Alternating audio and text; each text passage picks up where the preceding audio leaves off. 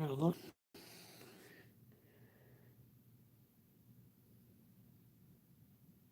Hello. Welcome to the stream.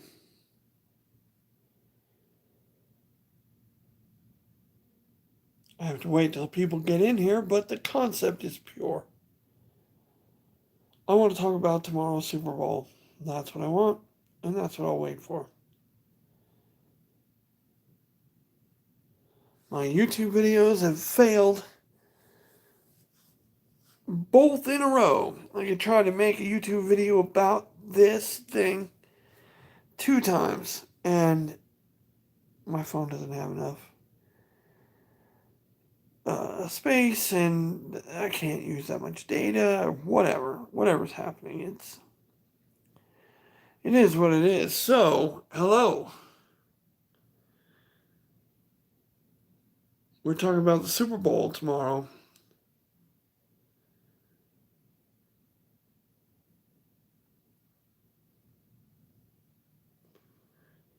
I mean, at least if anybody shows up. But the concept is pure. I know where I'm at. You know where you're at. We know what's happening. I just want to say Patrick Mahomes and his team have a good shot. But I think the defensive line is going to put tons of pressure on him. Tons of pressure on him. That's going to make his job hard. But he's like the modern day Aaron Rodgers. He gets out the pocket and just kind of flings it. And his boys are always open. So, Tyreek Hill, Travis Kelce, best be on the lookout for passes that are under duress. And I know they're used to it. Because this shit happens all the time. Because they don't protect their quarterback in Kansas City. They don't have an offensive line that's built to protect the quarterback. The quarterback's supposed to do a 3-step drop and fucking chuck it.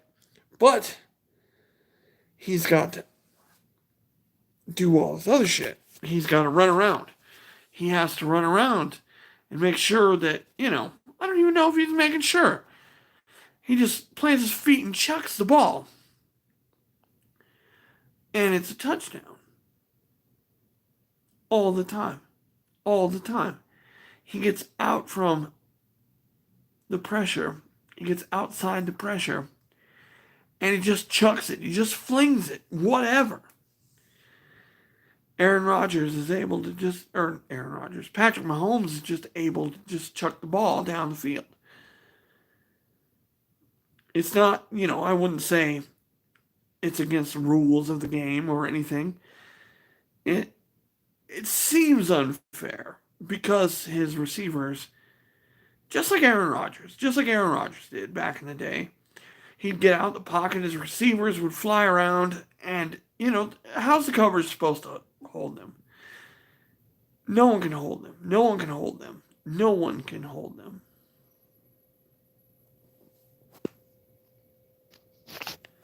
Maybe that's a better look at me. No one can hold them for that long because, they're doing their job and then their job just kind of stops because there's nothing they can do. Because the ball's in the air and they're like, where the fuck is that going? Shit! And then they run over there, try to make a tackle, and it's a touchdown. This shit happens way too much with Aaron Rodgers and now Patrick Mahomes. If you don't remember the NFC playoffs against the Arizona Cardinals, Aaron was just chucking it like 50 yards, and he was always connecting. Was that luck? Is it skill? Is it being in the right place at the right time? I don't know. I honestly couldn't tell you. Did he just see, the defense isn't lined up right?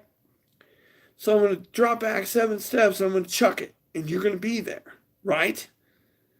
Oh shit, the defense is all over me. I chuck it, and you're there. You're there. And we get an easy touchdown. Not easy, because I was pressured, I was hit.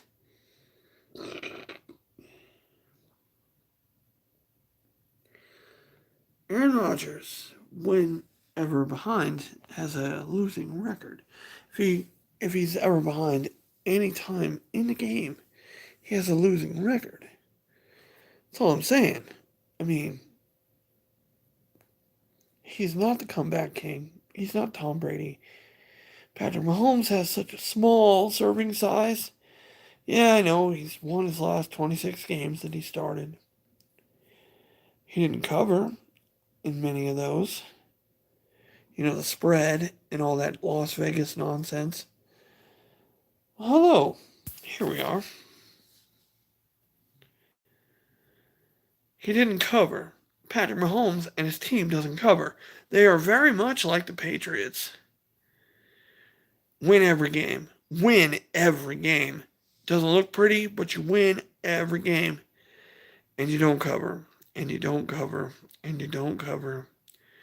So the betters stay off you.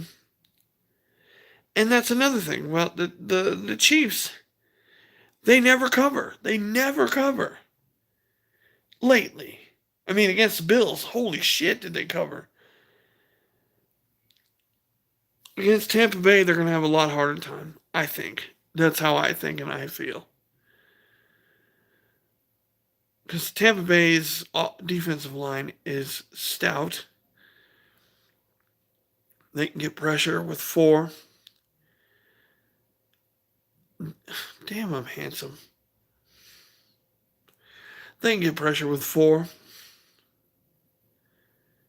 They don't need to blitz every down, but strategically blitzing. Yeah. I'm more than with that. Because damn, I'm handsome. Where the girls at, huh? Anyways, yeah. The Buccaneers have a shot if their defensive line holds up. And I think it will.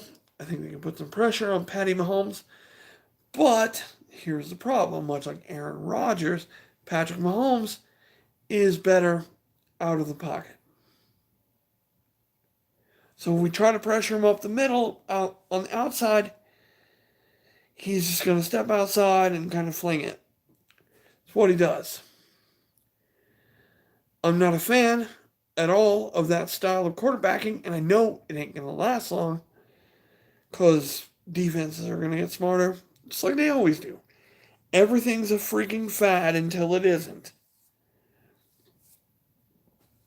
Because the NFL has been around for over 100 years. It used to be just run the ball left or right. Now it's pass the ball. Now it's throw it. But you're going to make mistakes. You are going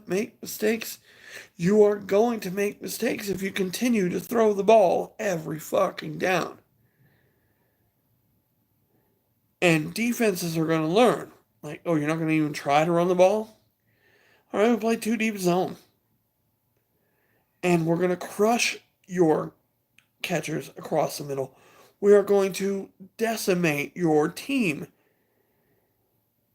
And we're going to put pressure on your quarterback. Little Patty Mahomes. He ain't big old Tom Brady, I tell you that much. But, Tom Brady being 6'6" or something. Patrick Mahomes isn't even 6 foot. And no, we were talking today online about, like, should the league go to a whole bunch of little guys? Should the league go to a bunch of little guys? Fast little guys? Like, yeah, they did that at Kansas City years ago. And, Schottenheimer went 13-3 and lost in the playoffs because the other team was ready. They practiced harder. That's all. That's all. I mean, fucking hey, I'm a handsome dude. Anyways,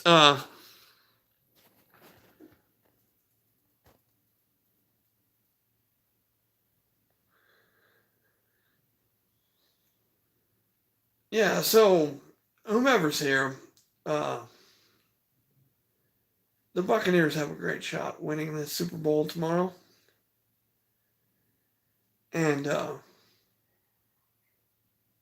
Patrick Mahomes and the Chiefs have a great chance winning the Super Bowl tomorrow.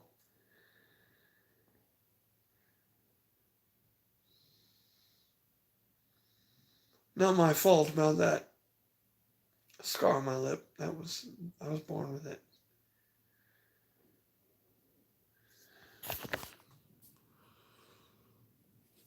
Just have my hand over the phone. Yeah, well, whatever. Well, no one's here. I do my best. Thank you for the like, though. Thanks for leaving a like.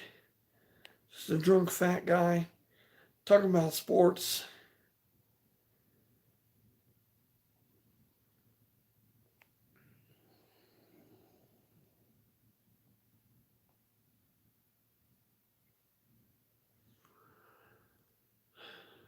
Now I'm going to be here all night because this is something that matters to me. Thank you for the thumbs up. The one person who came in here. I know I gotta keep it up here. I mean, I'm not like, check this out, yo. I'm not doing that. I'm not doing that. I'm not doing this.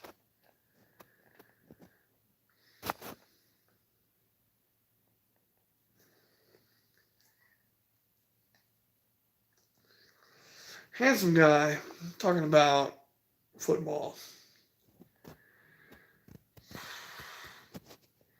This is hard to keep my phone this far away from me, but, you know, it is what it is.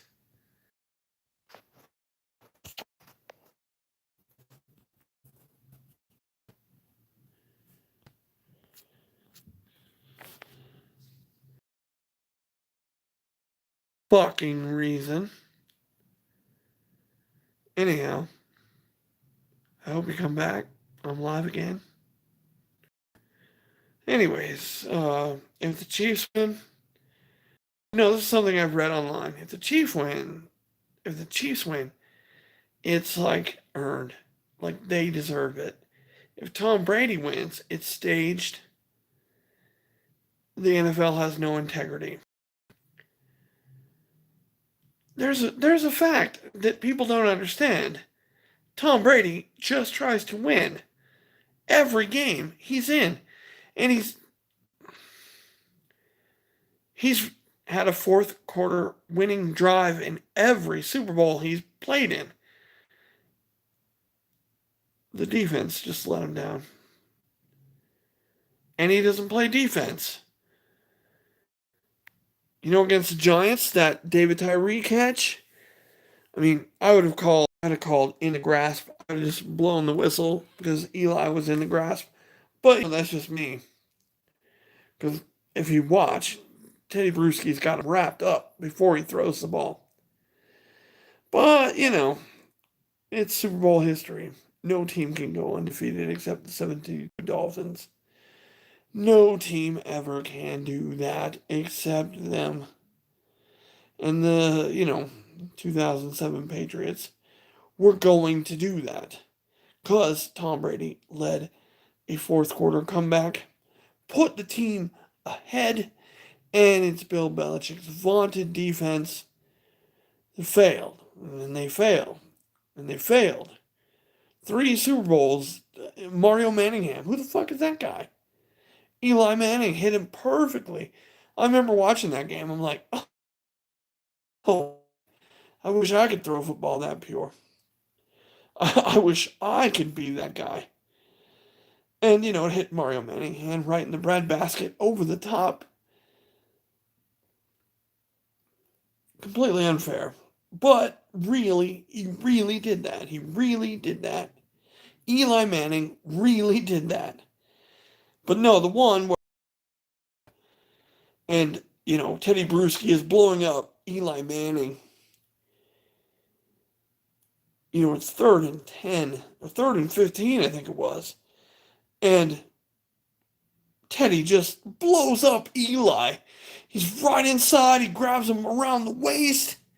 It's like, yeah, we win. We win. And he just chucked it. And David Tyree, for some reason, came down with it. David Tyree was out in the league the next year, an NFL team. But he made that catch, the catch, on top of his helmet, the one that beat the unbeaten Patriots.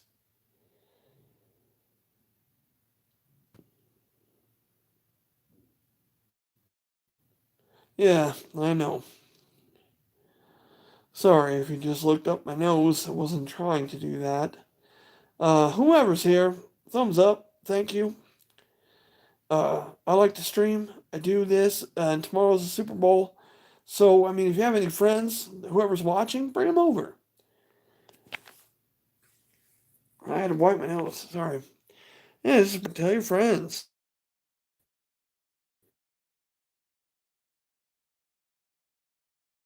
It's fine. These are what my teeth look like. Give you a good look. If you saw me live, you'd be like, God damn, his teeth suck. But, well, actually, in video, they're not that bad. I mean, they're white. Reconnecting. Yeah, that's the internet here.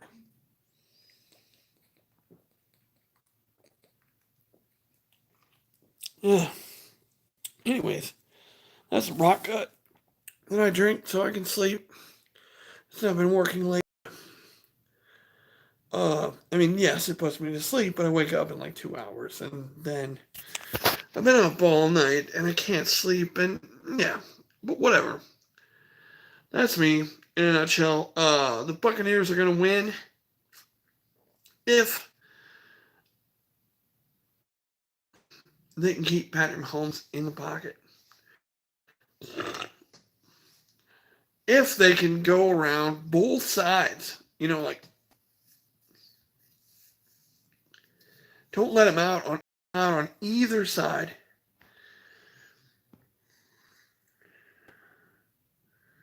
Don't let him out on either side. Don't let him out on either side. Just two guys or four guys. They rush to the middle and they pound the middle. So he has to jump back. And the guys on the outside, they keep him in the pocket or they don't allow him out. Because I think it's over here. And I'm pretty sure it's right here. But if I try to go... oh, there we are. Now we're towards the camera. All right. Anyways, it doesn't matter. It doesn't matter. Nothing matters. Tomorrow, the Buccaneers can win the game. The Chiefs can win the game. But the pundits these days say, oh, it's a legacy if they win two in a row. It's a dynasty if they win two in a row. And the Chiefs won like 25 games in a row or something. It's pretty incredible. It's pretty incredible what they've achieved down there. Or over there, whatever. I'm not going to discount what they've done, but here's the thing. They won by 3 at the Falcons. The Buccaneers beat them by 30.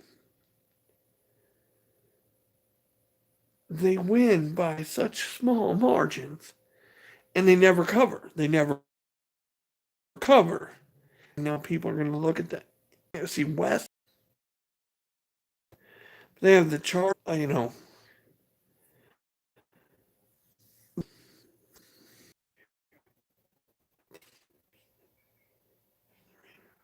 Hey, you know what team beat Wi-Fi? What the hell is happening? Let's turn off. Hey, yo, whoever's here, thank you. Thank you so much.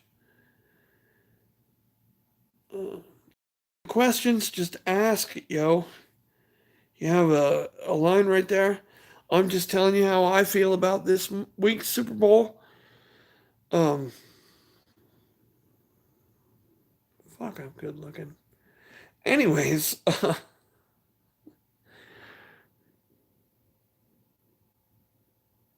those are my teeth. Okay, so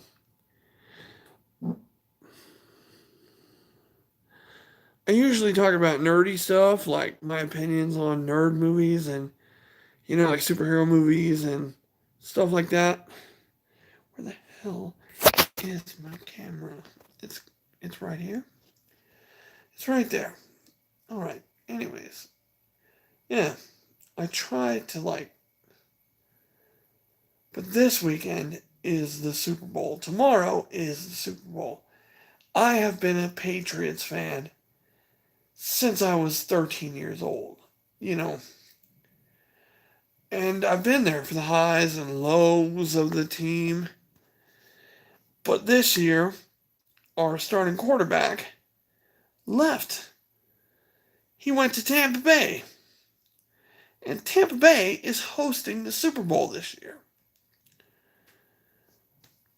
I don't know what the hell that's about. When our starting quarterback leaves to go to join another team, and we've never had the Super Bowl in New England because you can't, because it's full of snow this time of year. But down in Tampa Bay, yeah.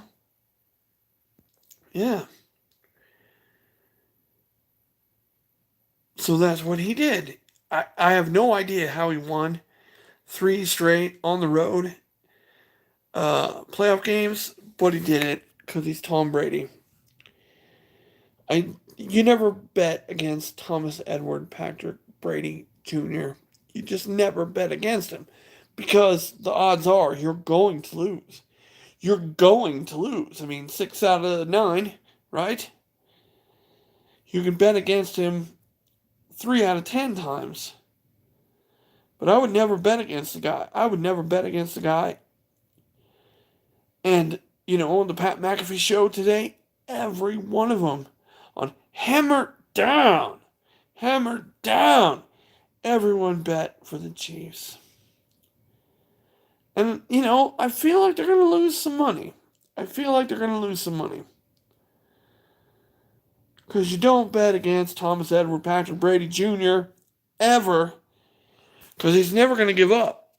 He will lead his team to a fourth quarter comeback. He will lead the team. It's up to the defense to hold on to it. And that has nothing to do with Thomas Edward Patrick Brady Jr. He gets the lead again, and the defense lets him up. That's the 3 Super Bowls he lost. He did all the work to get him back, and the defense let him down. That's all I'm saying. That's all I can say. That's all I can say about this. Damn, I got beautiful blue eyes. Hello, everyone. Share this video out there with your friends. Somebody already did. Like it and talk to your friends. Like, hey, this guy knows his football shit. Let's go talk to him. Because I'm willing to take your questions and everything. And just shit. It's just you and me. Damn, I got beautiful blue eyes. I'm fat and ugly. I know that much. But damn. Let's get in there. Let's get in there. Let's get in there. Yeah. Don't you want that?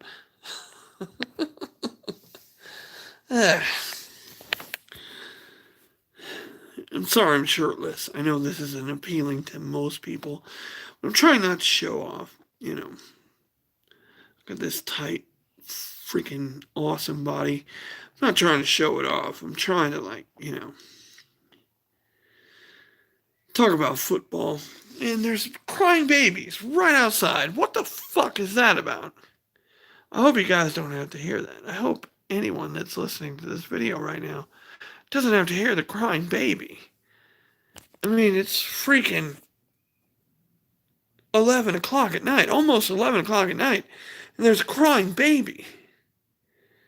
Fuck that. I mean, shit. Shut your baby up, please.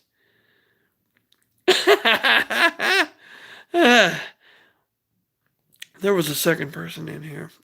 Or maybe you left. I don't know. I don't know.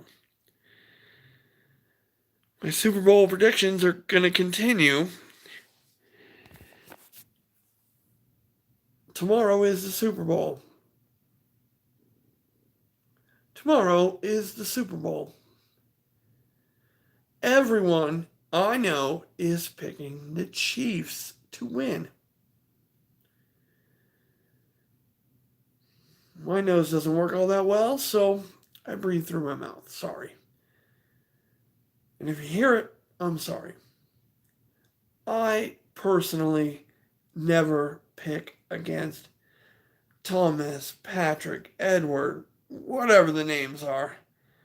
Tom Brady. I don't pick against Tom Brady because in my experience, in my life, and your life, and everyone's lives, he finds a way to win. He finds a way to win. Now, I'm not going to lie. His defense has let him loose every once in a while. Like last year, or not last year. Yeah, no, it was last year. We had a chance at the 2 seed.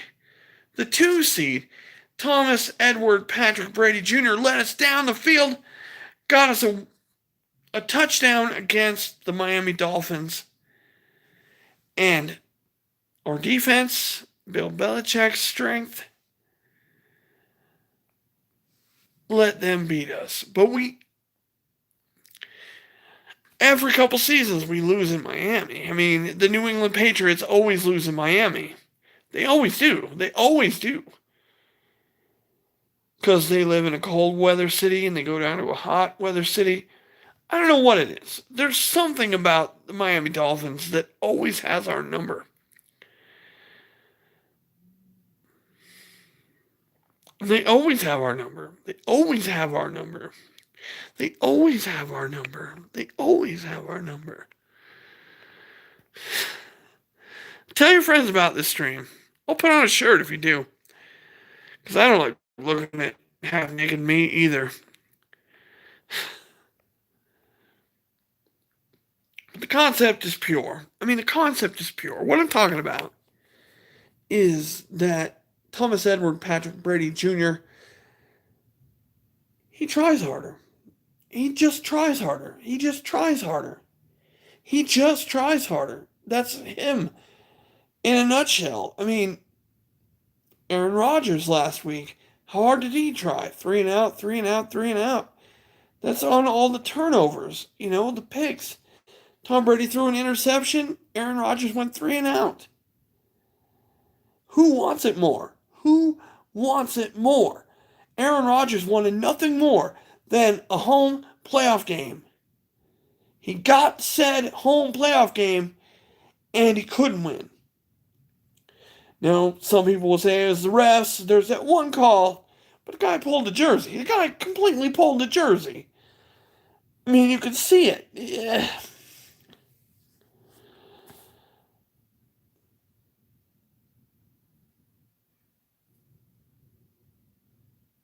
I'm not trying to hurt anyone's feelings. I'm just saying, Aaron Rodgers had every opportunity to win that game.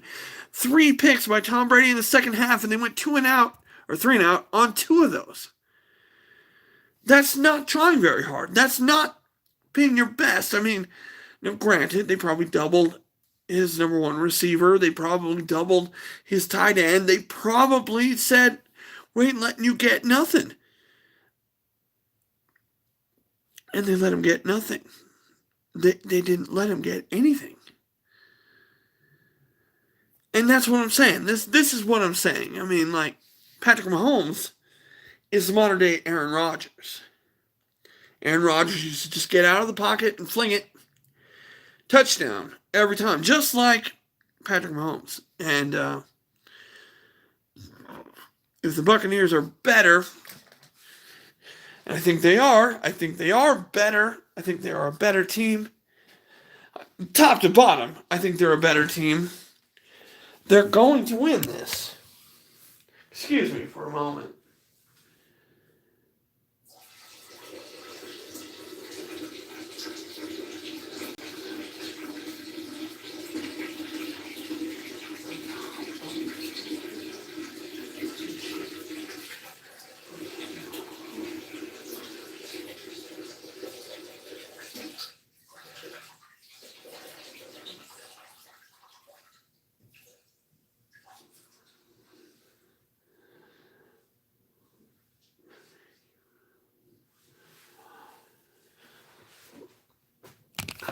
All right, thank you for holding out. Yeah, Kansas City on paper is more flashy. They they have like better weapons. They have better receivers. And you know what? I'm happy for Patrick Mahomes. He got to go to a great team.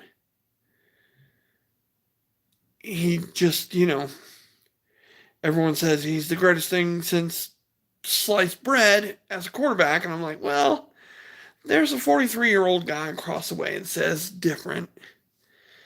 Tom Brady's never been the flashiest quarterback. I remember when he ran for like 15 yards in one playoff game. Everyone lost their goddamn minds except me because he's a big guy, but he's a real athlete. Tom Brady's a real athlete. He doesn't look like one. Doesn't look like one. He's just a giant dude, like 6'4", 250 pounds. He doesn't look like. Well, I mean, your prototypical quarterback. Now, Patrick Mahomes, like 5'10", something like that. Quick, dances around, jumps around, moves around. Uh, yeah, it's been hard to defend over the last few years. There's a reason why he's 26-1 over the last 2 years or something. There's a reason he's only lost one game. It's not because he's talented. His team is very good. You have a quarterback that can just fling it, whatever, and his receivers come down with it all the time. If the opponent came down with it every time, which they could, because he's always putting the ball in danger. He's always doing whatever it feels like. I mean, I watch him throw the ball, and I'm like, that's pick. That's pick. But Tyreek or Kelsey come down with it every time. In the end zone, wherever.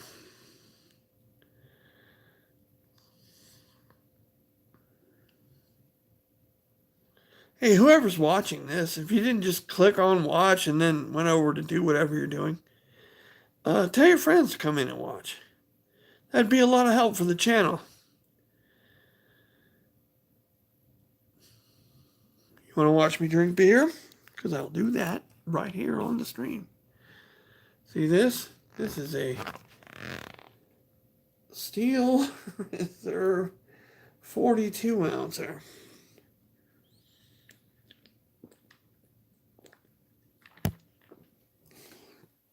All right. See that?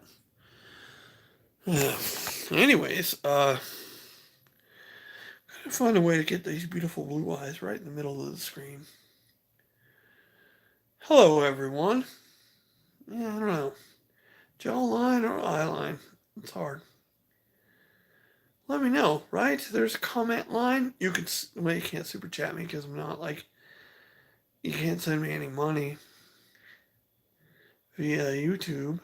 Because for some reason, even though I have 14,000 subs and over 100,000 watch hours, I cannot monetize my channel. But I'm okay with that. I'm okay with that. Let's see, over here. Yeah, I like this side of me. Shit, my lips look all fucked up. But that's okay. Anyhow, we got one game left of the NFL season. Now, I can tell you the Buccaneers look like total shit.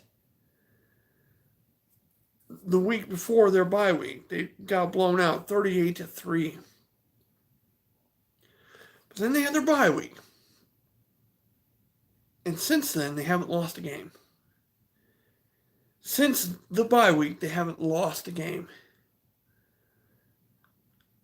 Did the Chiefs lose the game after their bye week? No. Did they lose the last week of the season? Yes. But their starters weren't in there.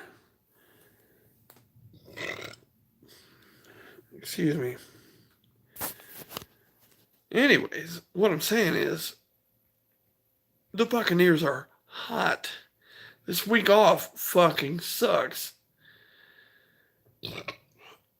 Excuse me again. Hey, if you're actually watching, tell your friends, come watch. I'm not done yet. Thank you for whoever hit the like button. I'm far from done yet. I want to talk about this. Maybe one of the neighbors wants to come in and talk about it. Uh, talking Super Bowl here. Talking Super Bowl tomorrow. The Super Bowl is tomorrow. Kansas City Chiefs at Tampa Bay Buccaneers, and the Buccaneers, this is a first. This is a first of all time. No team ever has had the Super Bowl in their home stadium. No one ever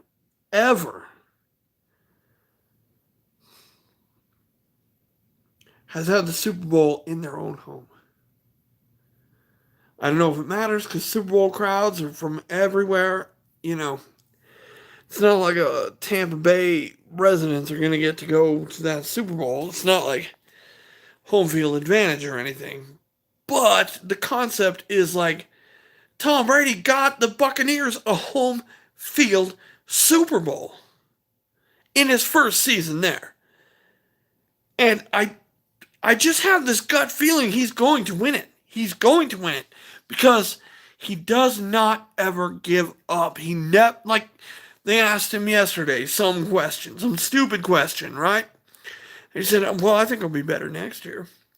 Now, having a year with the guys, having a year with everybody, more training, more of everything, next year, I'm going to be better. Is he going to retire? No. Has he made the Bucs better? Yes. Last year they were 7-9. This year they're 11. I think they won 11-5. And they lost some really bad games. That one in Chicago. I would say that's the worst loss that a Tom Brady-led team has ever lost. I mean,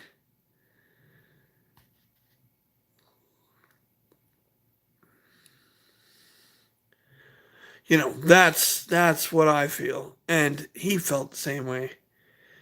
13 penalties. 13 offensive penalties. No, he said no. He said, no, this is not our way. This is not the way that we're going to win games. This is not the way we're going to win games. This is not the way we're going to win games. This is the way we're going to lose games. This is why we lost this game. This is why we're always going to be losers here in Tampa Bay unless we turn every corner around. Unless we change everything.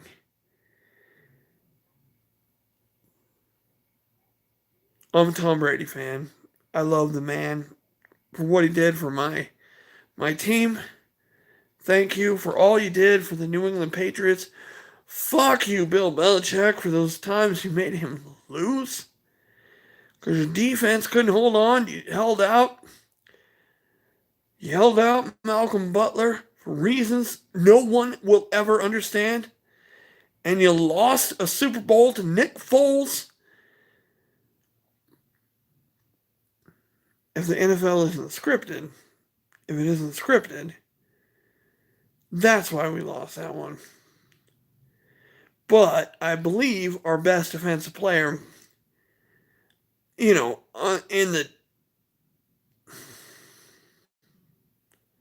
the secondary, is held out the whole game. He's seen crying on the sidelines because he knows he's better than whoever's out there. He knows he's better than whoever's out there. And what's he do? He stands on the sideline and cries because Bill Belichick is some kind of guru, right? He's some kind of guru. He knows better. He knows better.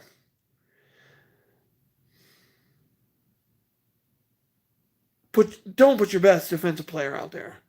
Let's see what the backup quarterback of the Philadelphia Eagles can do against us. Oh, yeah, like 500 yards and 5 touchdowns. Yeah. Our best defensive player is on the sideline because I know better because I'm Bill Belichick.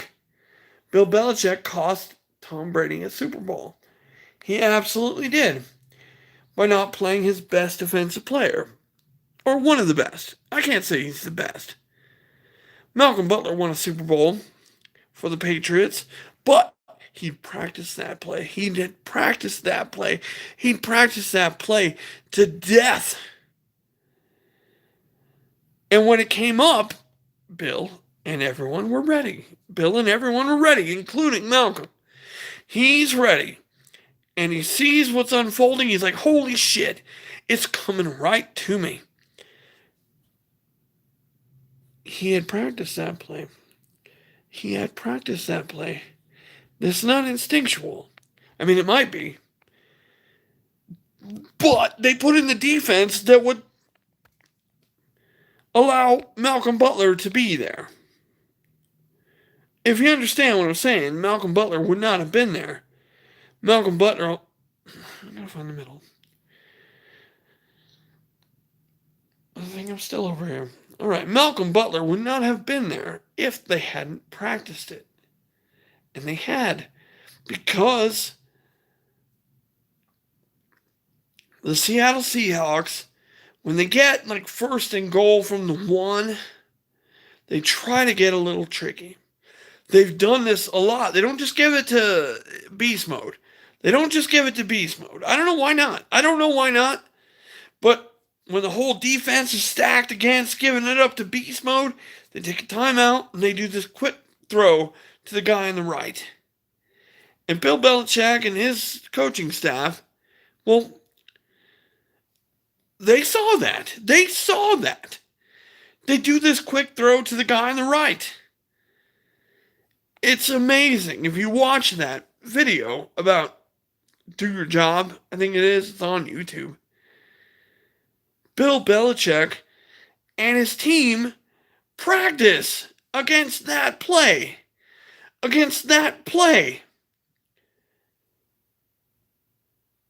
mean, are you here? Are you listening to what I'm saying? They saw that play. Because, Russell Wilson and the offense do that play on first and goal at the 1. They try to do a quick slant inside, and the Patriots had practiced against it. Malcolm Butler was there practicing against that play. He failed every time on the video, every time on the Do Your Job video. He failed every time. In the Super Bowl, they went for that same stupid play that the Patriots knew they would do. If they're that close, Malcolm Butler made the play.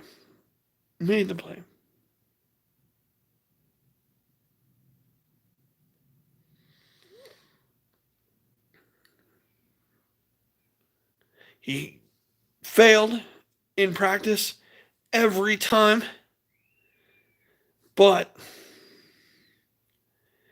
when it mattered the most, and when the Patriots, they didn't have to film the other team. The other team had put that out there. They put out their practices. They put out all their plays. They did this. And the Patriots had seen it, and they said, every once in a while, when they're down here, they don't just give it to Marshawn Lynch, which is a smart move, right? But they think when they see the defense all piled up, what do? So we call a timeout. We bring in this play where Russ throws it to the receiver on the right. And it's almost guaranteed. Malcolm Butler had practiced against that exact play. I don't know if anybody out there understands this. I don't know if you understand this. Malcolm Butler had been trained to jump that route. Because he knew. But in practice, he always failed. But in the biggest game of his fucking life, he caught it. he caught Russell Wilson's football on the goal line, and he went down right away because he just won the game. He just won the game. And he'd practiced that. He had practiced that.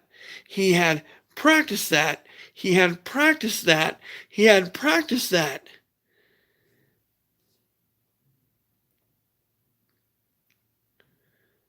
He failed every time in practice. Every time in practice, he failed. But in the big game, the biggest moment of his fucking life, what's he do? Shows up hard. Boom! He pushes that receiver out the way and catches that ball that Russell Wilson was aiming for Lockett, I think. And he caught it. The sad part was he didn't go down in the end zone. So the Patriots were down at the half-yard line. This was, in real time. This is in real time. But he got it. He got it. He did the exact thing they'd been practicing.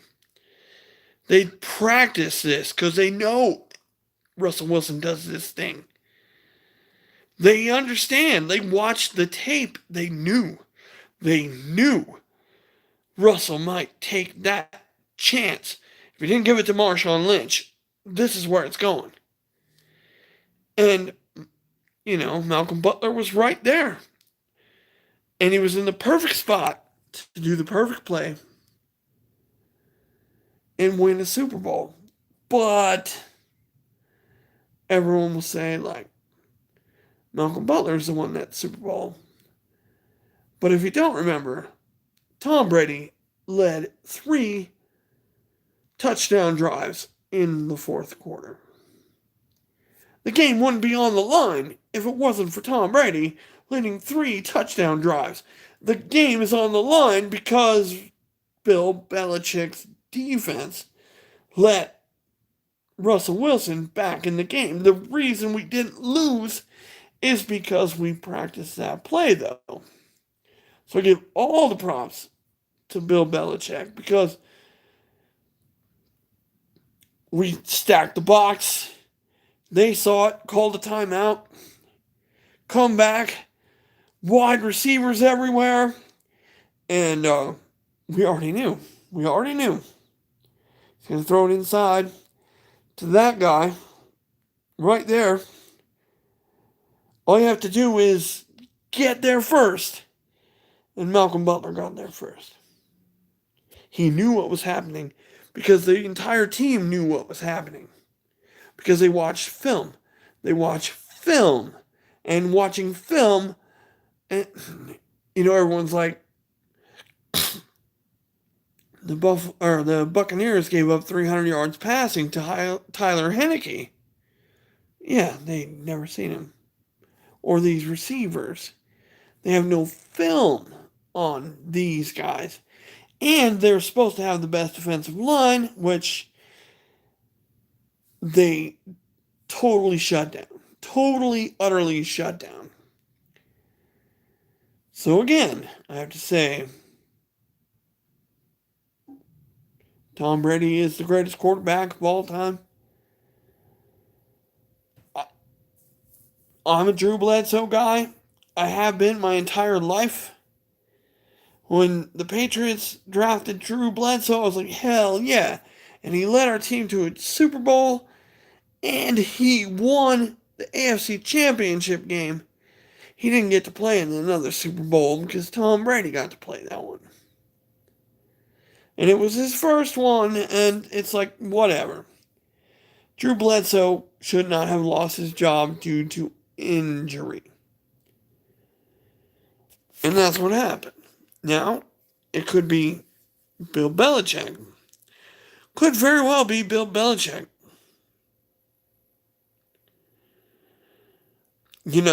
He coached to beat the Rams. He coached to beat the Rams. The defense was stellar. The offense was dink and dunk and not give up anything. Anything. dink and dunk on the offense, and we held the greatest show on turf to like 200 yards of offense. It's amazing. It's amazing what happened there. The greatest show on turf held to like 200 yards.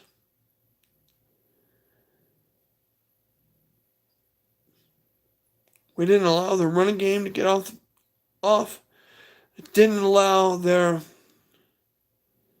passing game. I'm telling you, man, that one right there, that's Bill Belichick. Tom Brady came through at the end with a drive that led to the winning, not touchdown, just field goal. But Tom Brady found a way to win.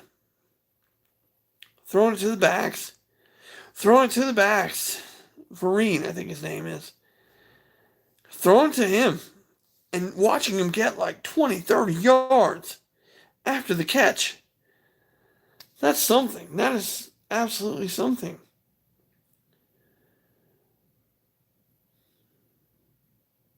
Adam Vinatieri kicking the game-winning field goal. He wouldn't have been there without Tom. But defensively, the guys on that team, they defeated the greatest show on turf. Defensively, they won that game. And everyone will say Spygate. All it did was slow down the offense.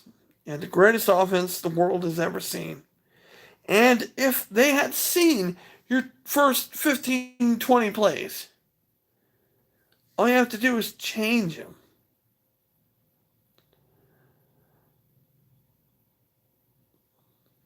But of course, that's the Eric Mangini thing, and I fucking hate him. And when I see him on ESPN, I'm like, shut your fucking mouth, dude. You're Spygate. You are Spygate. He was Spygate. He's the guy that led those other guys into other teams' practices to videotape. Eric Mangini is the guy that did that shit. And of course he calls it out when it's, the Patriots beat him 48-3. Of course. Eric Mangini. No, fuck that guy. And he's on ESPN every day. And I don't know if he's a good football mind. He was trained by Bill Belichick. But he called out Spygate. Eric Mangini called out Spygate when he was the one doing it. So of course he has all the info. Because it was him. Under the direction of Bill Belichick, sure. But it was Eric Mangini doing all of the Spygate shit.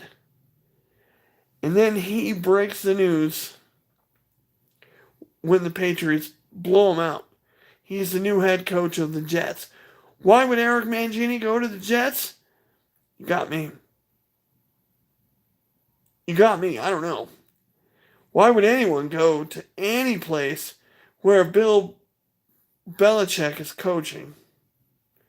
But he went to the Jets and tried to make a name for himself, and guess what? I don't think he won 10 games any season he was there. I honestly don't believe he won a playoff game the entire time he was there.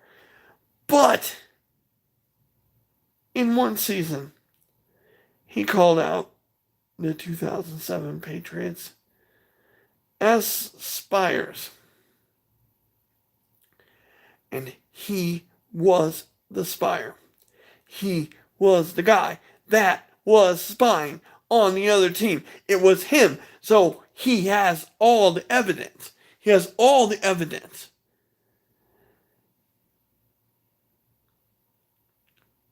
So Spygate is a thing because of Eric Mangini. And Eric Mangini is the spy. He was the spy. He was in charge of spying for the Patriots. And you want to blame him?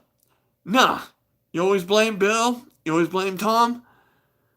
Eric Mancini, the head coach of the fucking Jets. He's the spire. He's the spire. He's the one. Following Bill's orders, he spied on the opposite team. He followed orders, and that's the truth. But if you're not cheating, you ain't trying. And that Rams team, they deserve their comeuppance. They did. Greatest show on turf. The best entertainment in football history. Well, guess what? They got limited to like 10 points. Because the defense and the offense and the way they ran that game.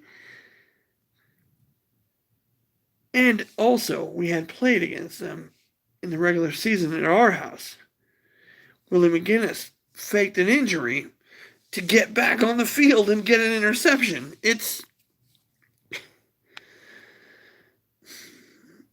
This is my life as a football fan.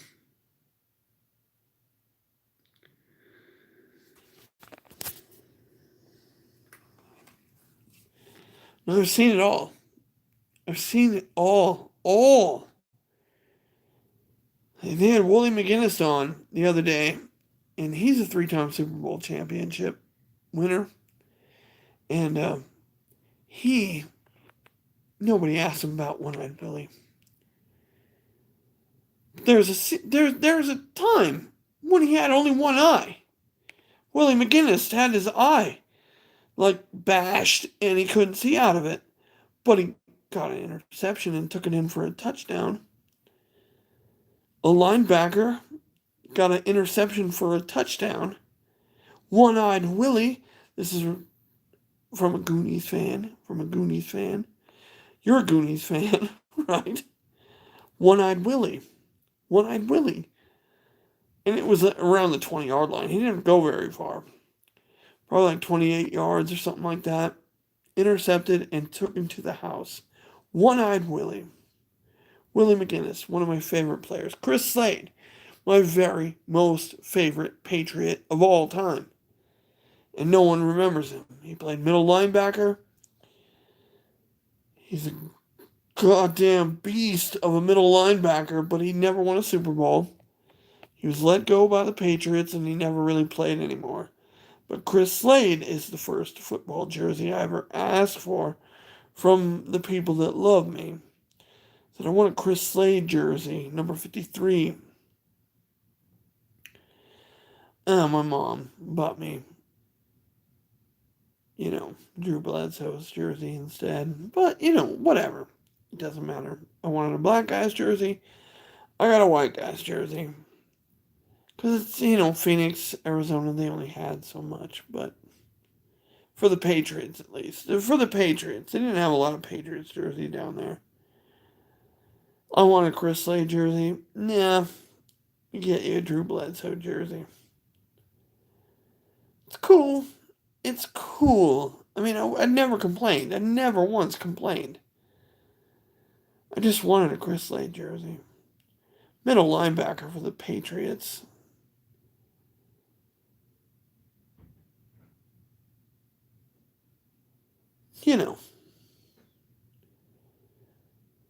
Brewski played special teams and right linebacker. It's so hard to remember where these special players played. Willie McGinnis was outside linebacker. Then he was when we went 4-3, he was outside tackle. And then they went back to 3-4, and he was outside linebacker.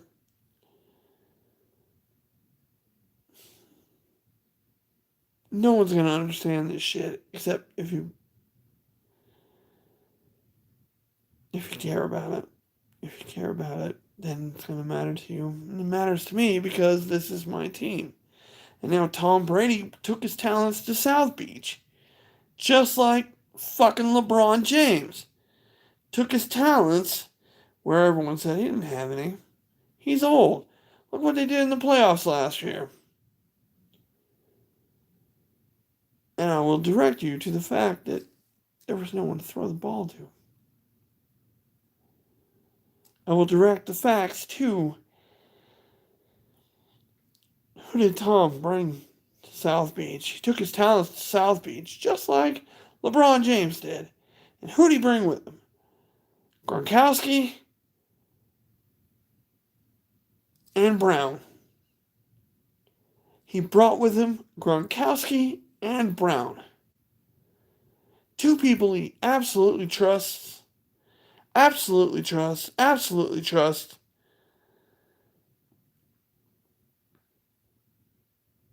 Gronk, he's more of an end of the line blocker now. But that's cool, because he's so good at that. He's so good at that. I don't know if Cameron Brate is that good as an end of the line blocker. I don't know. We don't get to see him blow fools off the line the way that Gronk does. I don't know. O.J. Howard, I don't know. We didn't get to see him. He got hurt in preseason. And then we didn't even have a preseason. And O.J. Howard got hurt in the preseason. We haven't seen him yet. We haven't seen him yet. Here's the thing. The Buccaneers are only going to get better if they have a training camp and OTAs and preseason games next season. The Buccaneers are only going to get better because they have Tom Brady as their quarterback. And I know he's old. I know he's old. He brings that culture. You know, they had 13 penalties in one game.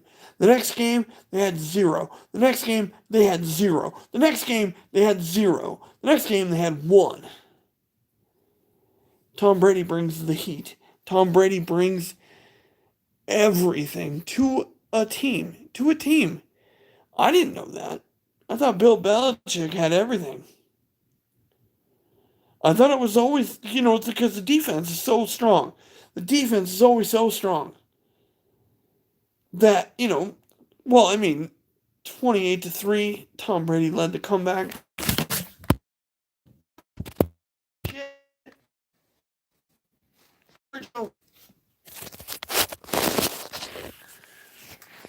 Sorry.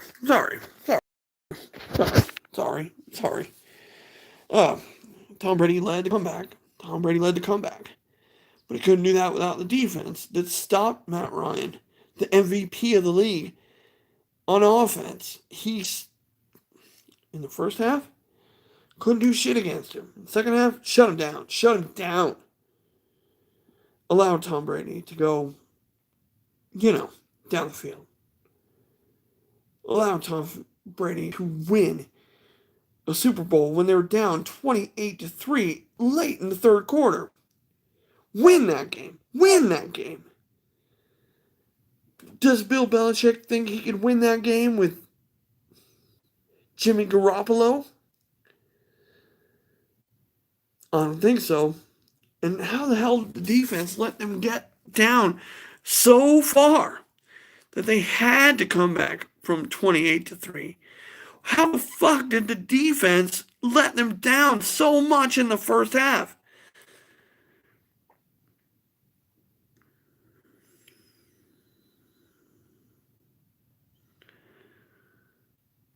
It's just things, right? Like, everyone says Bill Belichick is the greatest coach of all time, and you know what? He's won 8 Super Bowls. 2 as a coordinator, 6 as a head coach. He's won a ton of Super Bowls. But he didn't win those 6 without Tom. He did not win those 6 without Tom as a head coach. And you see him last season. He got Cam Newton, an MVP of the league. He got an MVP of the league to be his quarterback. And they only won 7 games. Now I know there's a couple COVID weeks, and there's this season feels off to me completely. I mean, I want the entire Chiefs organization to get COVID like the Patriots team did. I want to see half of their team not make it onto the field the way the Patriots did, and the Patriots had to fucking play. The Patriots had to fucking play with half of their team on COVID. And you think I'm lying. I'm not. I'm not lying. No. And we had to go against the Chiefs. The fucking Chiefs. With all their team, right? We had to go out there with none of our players. And we almost beat them. We almost beat them that week. I just want to let you know. Yeah, but almost doesn't count it. Doesn't matter. Doesn't matter. But COVID restrictions have never hit the Chiefs this year. COVID restrictions have never hit the Chiefs. Their barber, he had COVID. He infected who knows how many people. Patrick Mahomes was in line to get a haircut from a guy who is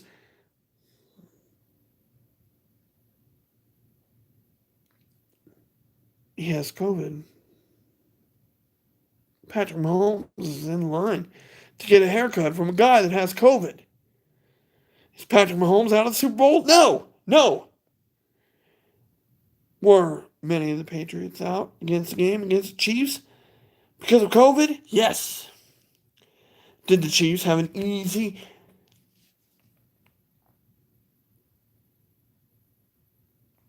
way to the Super Bowl? Yes, because both teams they played against in the AFC Championship round were destroyed by COVID. Not the Chiefs. Not the Chiefs. The Chiefs are favored by everyone. And guess what? If I was a betting man, which I'm not, the Chiefs have everything, every advantage, every fucking advantage possible. Everything going for them. Everything going for them going into this Super Bowl. Everything.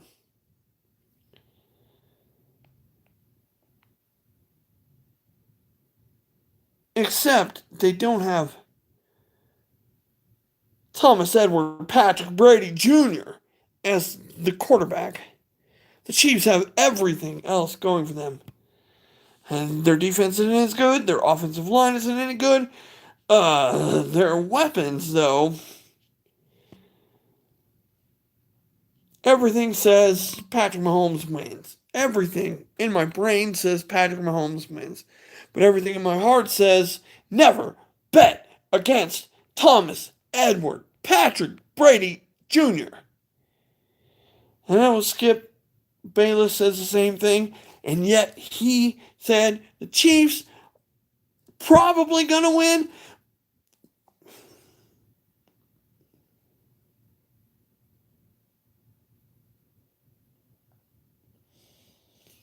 This is what this live stream has been about. Thank you, whoever's been here and enjoying the sound of my voice. Like I said, bring your friends, man. Bring your friends. That's what I always do whenever I go to a live stream. There's nobody there. I always bring my friends, and then my friends leave. But you haven't even done that. There was a max of 2 people watching this stream. 2.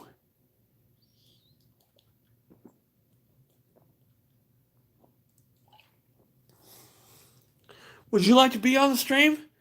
Neighbors? People in the hotel, would you like to be on a live stream on YouTube?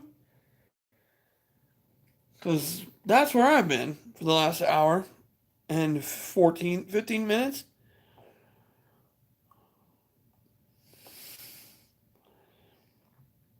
I got 2 broken teeth back there. Back to back broken teeth. Let's see. What does my hairline look like from up there? Because I don't know. I don't know.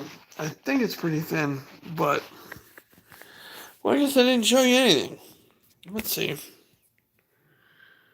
There's not much light in here either.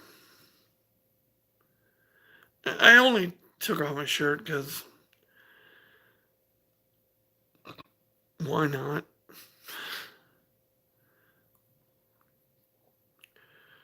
Trying to look at my hairline. Shit, just about dropped the phone. Alright, there's the hair. Let's get up high so you can see it.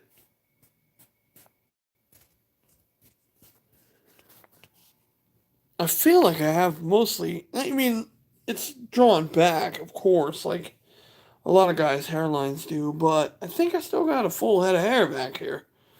I could be very wrong, but no one wants to, tell me. And no one's watching anymore.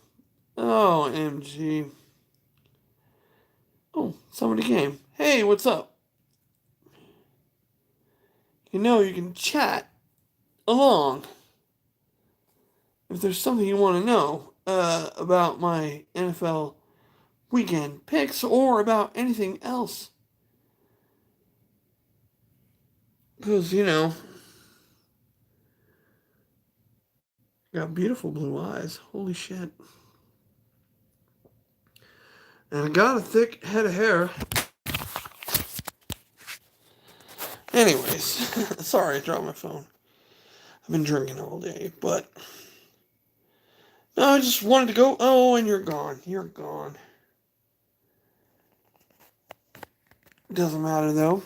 My idea is Buccaneers win. Buccaneers win. And they win in the fourth quarter by a drive by Tom Brady. He is the MVP of the game. And yeah, I mean, he didn't come this far to lose. He didn't come this far to lose. So yeah, I mean,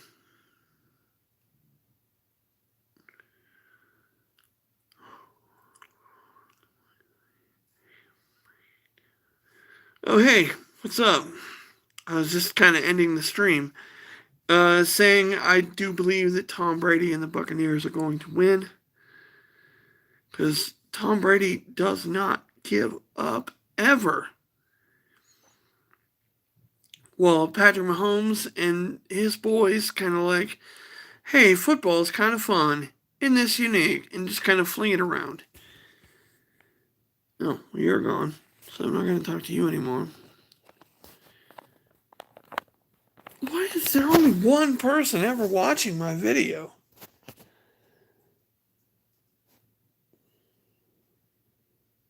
Am I not sexy enough?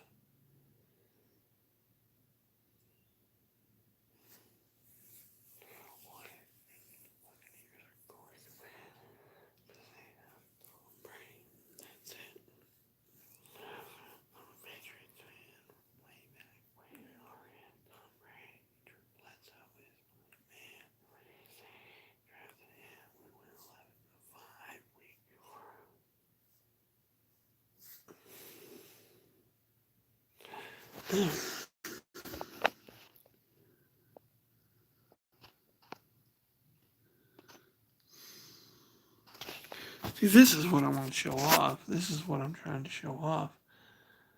It's my blue eyes. My ex really loved them. But really, no, it's my point. I'm trying to make it here. Patrick Mahomes has everything going for him. Everything except an offensive line, a defensive line, defensive backs. This has always been the thing. Like, defenses look awesome when your offense scores like 30 points. And then the defense has to play like two deep zone, try to relent, and the offense can't do anything. Like, fuck, we're down 30. We can't run the ball anymore. We can't be ourselves anymore because the defense or the offense of the other team has just blown us away. And that's what the Chiefs like to do. And their defense is like in the top 10 because other teams are always way behind. It doesn't matter. Like, those numbers don't actually matter because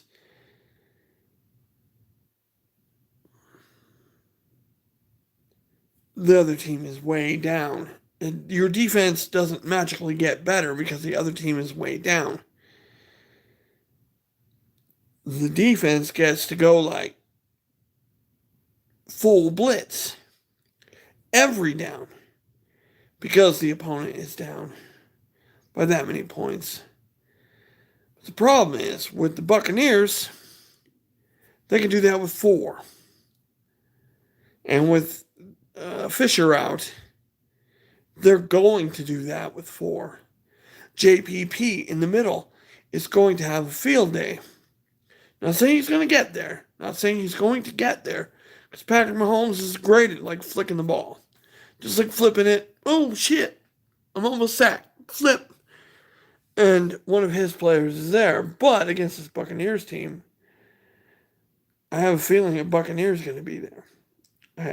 I think he's going to have his high in interceptions this season. Really, phone? Went from 100 to nothing.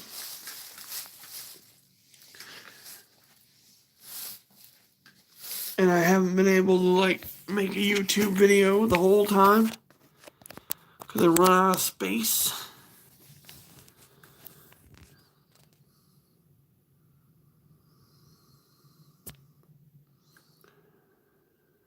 Anyways, just want to say that I think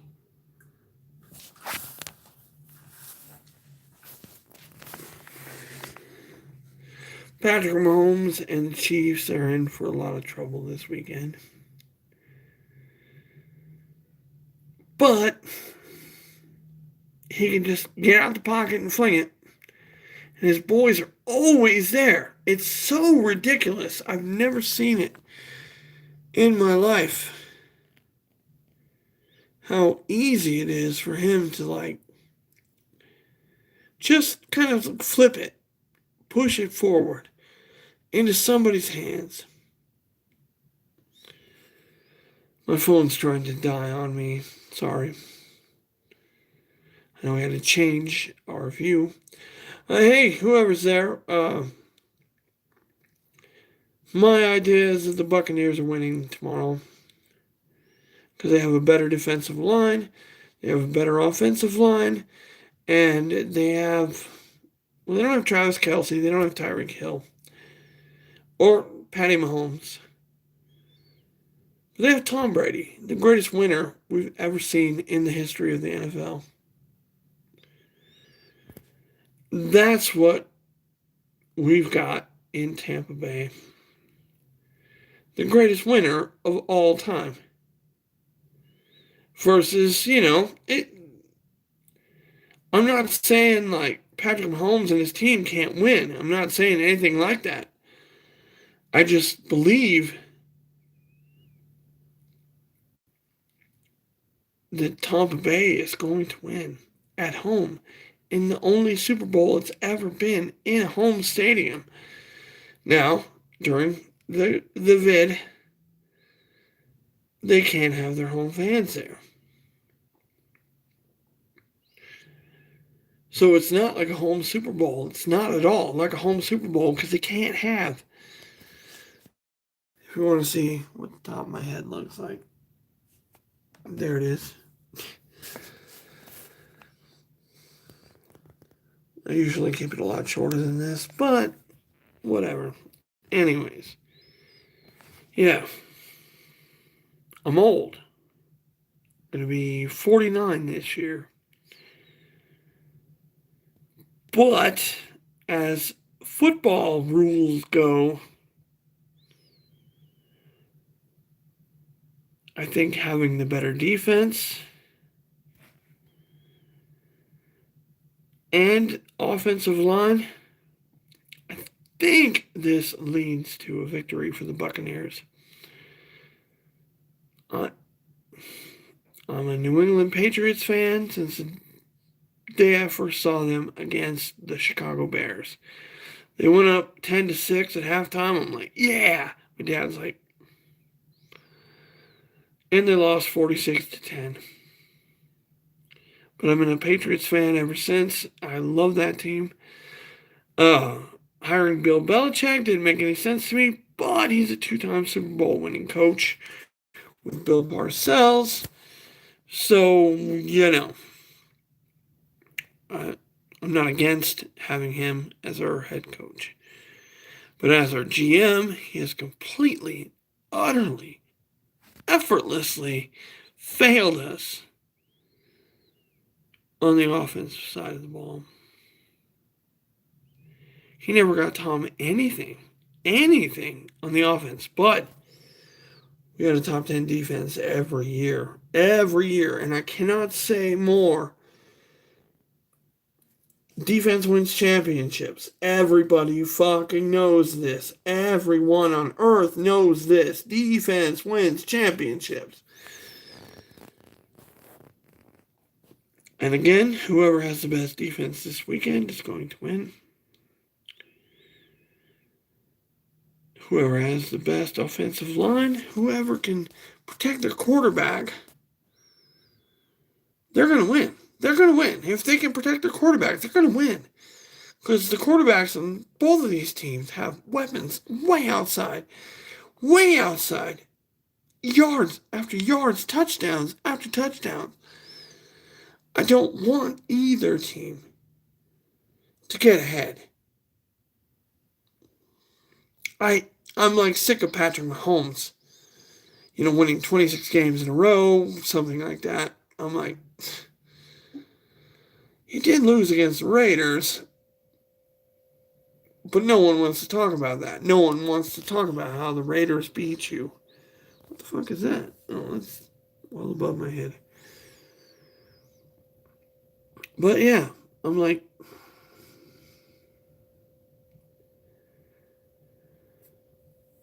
I want the Buccaneers to win. I do. I want Tom Brady to get a win without Bill Belichick. And I've already seen, the changes that he's brought to the Buccaneers. It's about hard work all the time. It's hard work all the time. All the time. Bruce Arians says, hey, we get off, we have a beer, we're cool. Tom Brady comes down there and is like, no, it's none of that. It's none of that bullshit. We have to work hard every day because there's a goal in front of us. There's a goal in front of us. There's a goal in front of us. Tom Brady gets it. Bruce didn't get it. Byron didn't get it. The players on that team didn't get it.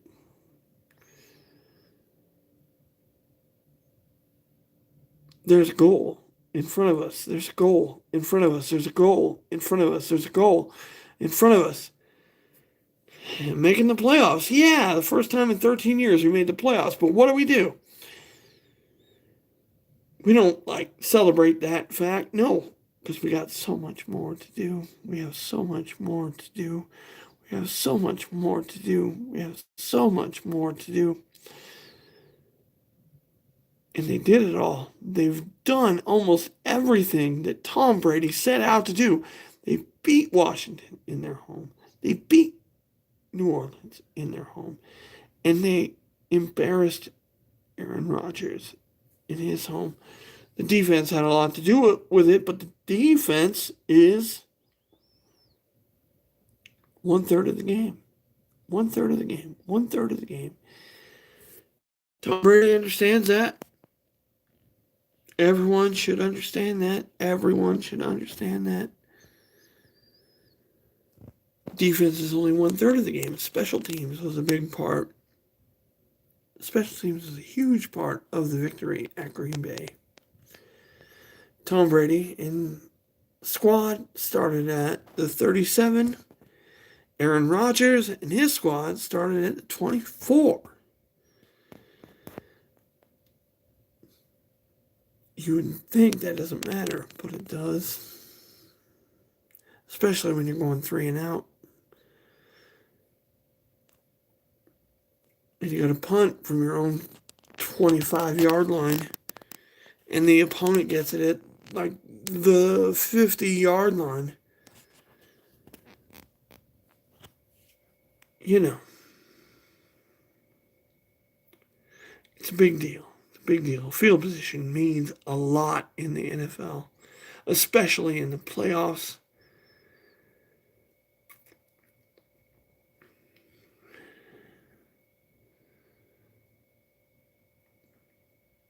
And tomorrow is the biggest game of all time. You know, it's Tom Brady's first Super Bowl without Bill Belichick. It's Patrick Mahomes' second Super Bowl appearance, where he should have lost the last one, but their coach didn't do what he's supposed to do. Everyone knows when you have a lead in the fourth quarter, you run the ball. You run the ball. You run the ball. And they had one of the best running backs. They had one of the best running backs. They had one of the best running backs ever. And an offensive line that could get that shit done. But no.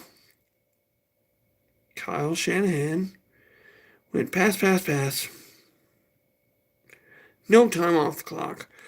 Did not leave tons of time for Patrick Mahomes to have like 250 yards passing in the fourth quarter and 2 touchdowns and 3 interceptions. It didn't matter because you fucking failed as a head coach. Run that ball, even if they know that's what you're going to do. You run that fucking rock in the fourth quarter when you're up by 10 points. Kyle Shanahan never learned a fucking thing from his father. He never learned a fucking thing.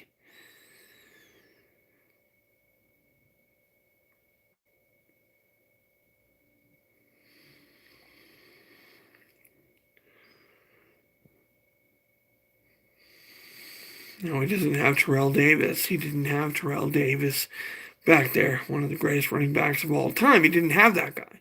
He did not have that guy. But the concept is why you play fucking football. It's why you coach fucking football. You got a 10-point lead in the fourth quarter, and you go pass. No time comes off.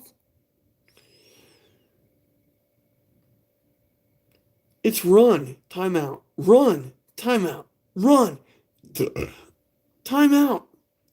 You take up all their timeouts. This is the concept. This is... You just fucking failed, Kyle Shanahan, as a coach. As a coach. You failed 100% as a coach. You'd have run them out of timeouts. And then run them off the field. They do it every year. They do it every game. They're better at... See, here's the thing. You knew they would stack up against the run. You knew they would stack up against the run. Guess what? You run right at them. You run right at their sorry-ass fucking run defense. You run right in the middle of them. To kill clock. To kill clock. To kill clock. Kill whatever they have for timeouts. Instead, you're like, pass. No time comes off the clock. Because I'm smarter than them. No, you're not. No, you're not, Kyle Shanahan. I had to run. After both of those turnovers, we had a 10-point lead. 10-point lead. That's 2 scores. That's 2 scores. Kyle, that's 2 scores. That's 2 scores. Run the ball, you fucking moron. You have one of the best running backs in the league. The best ever. And you didn't run him. You didn't run him. You didn't use him. You didn't use him. You're like too smart. You're too smart, right? Fuck you. All you had to do was run the ball, and Kansas City doesn't have a championship. All you had to do was run the ball, and Kansas City doesn't have a championship. The LA Raiders do, or Rams do. But no, you're too smart. You're too smart. Kyle Shanahan's too smart. No, he was too fucking stupid. He has one of the best running backs. Run him right down their fucking throats. Use your offensive line to push that ball forward. I know it hasn't been working. I know throughout this entire Super Bowl it hadn't been working. And they're going to stack up against you. They're going to stack up against you. Because you know, and they know, everyone knows you run to kill the clock.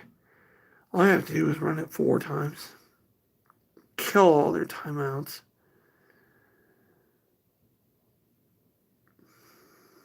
Too smart to fuck up. Too stupid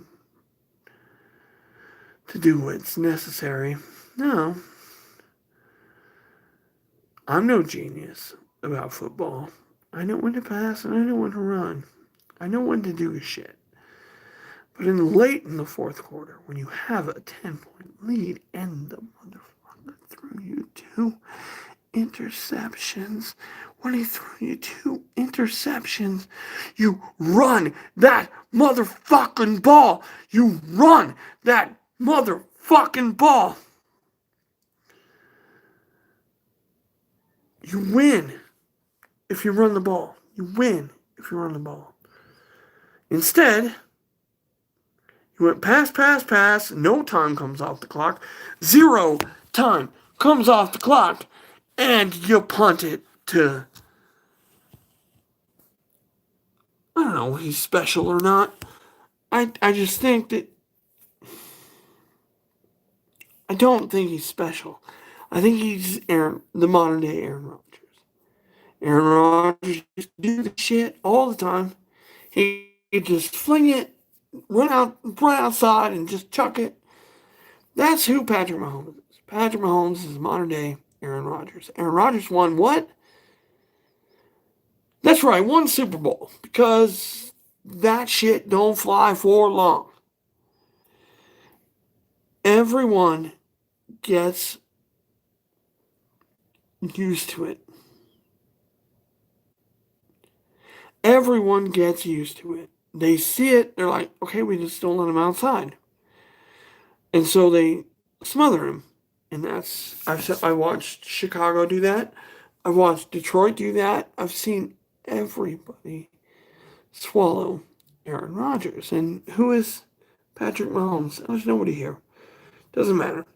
Who is Patrick Mahomes but a modern day Aaron Rodgers?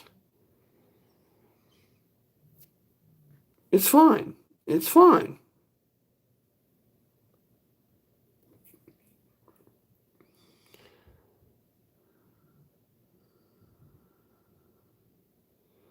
Well, anyways, I mean, what I'm saying is Patrick Mahomes, modern day Aaron Rodgers. Aaron Rodgers has won how many Super Bowls?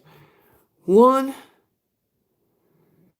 That's Patrick Mahomes. That's Patrick Mahomes right there. He's only going to win 1 Super Bowl because defenses have figured it out that you can't just fling it the way he does and expect good results, because in the real world, in the real NFL, that doesn't pan out. It will for a couple of years, yes. 26-1. I get that. And then one game was lost to the Raiders, a division, opponent who had figured you out. And you know what? I think the Tampa Bay Bucks have figured you out. I don't think you're going to cover. To tell you that, cover is at what? 3.5 right now. I don't think you're going to cover uh, Kansas City. I don't honestly think you're going to cover.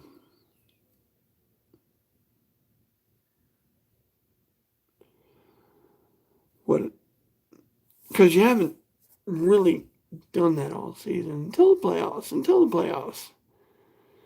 You were way better in the playoffs than you were in the regular season. But in the regular season, you lost a lot of people a lot of money because you can't cover. And now you're going against a team you already beat. But that team also came back in the second half, almost beat you. But unlike Andy Reid, in his history, he ran the clock out. He did the right thing. He ran the clock out. He and his team said, no, we're not going to try to score any more points. We're just going to run the clock out. We already have a lead. We're just going to run the clock out. And that's what they did. So Tom Brady and all his boys could not come back. But they had come almost all the way back in that game. Tom had a terrible first half and had a phenomenal second half. And he was within this much. Let's see.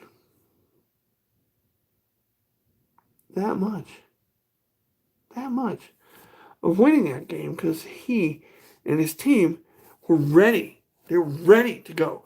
The defense ready to go. Everyone was ready to go. And then Patrick Mahomes ran the clock out.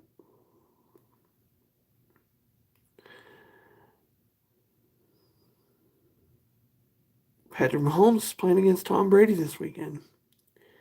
Tom Brady rarely loses.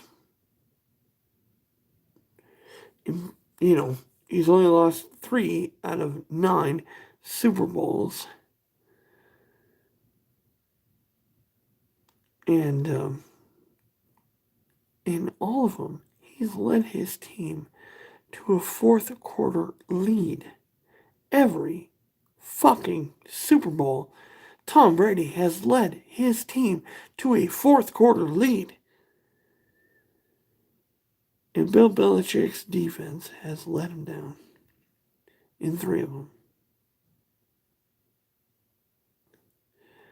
Who's the GOAT? Tom or Bill?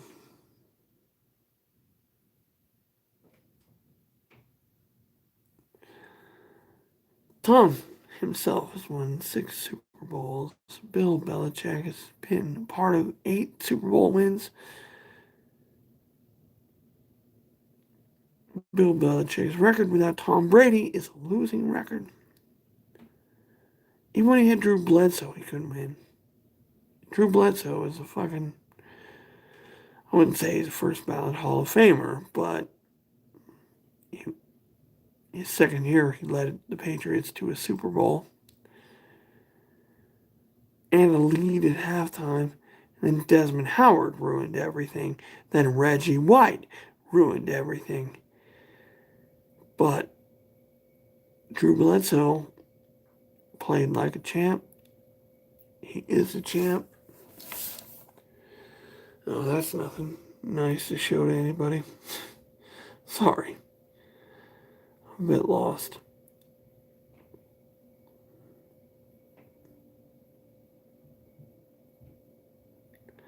Drew Bledsoe has always been my boy on the Patriots. Drew Bledsoe. Always my boy. Tom Brady came in, stole the job. You're not supposed to lose a job due to injury. Mo Lewis fucking almost killed Drew Bledsoe. When he came back, he won the AFC Championship game. Because Tom Brady was hurt. Tom Brady didn't lose his job. Because the other guy was injured. No, that never happened. That never happened. Drew Bledsoe lost his job because he got blown up by Mo Lewis.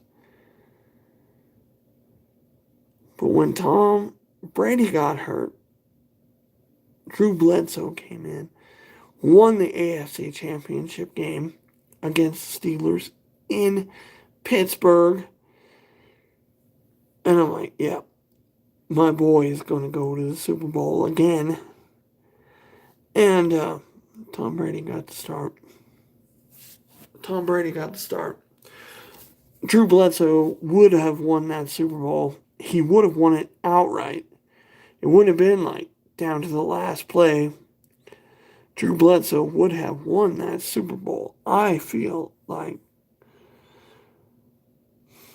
100% inside my body that Drew Bledsoe would have won the Super Bowl because he beat Pittsburgh in Pittsburgh on the road to lead to that Super Bowl. He was on fire. Drew Bledsoe was on fire.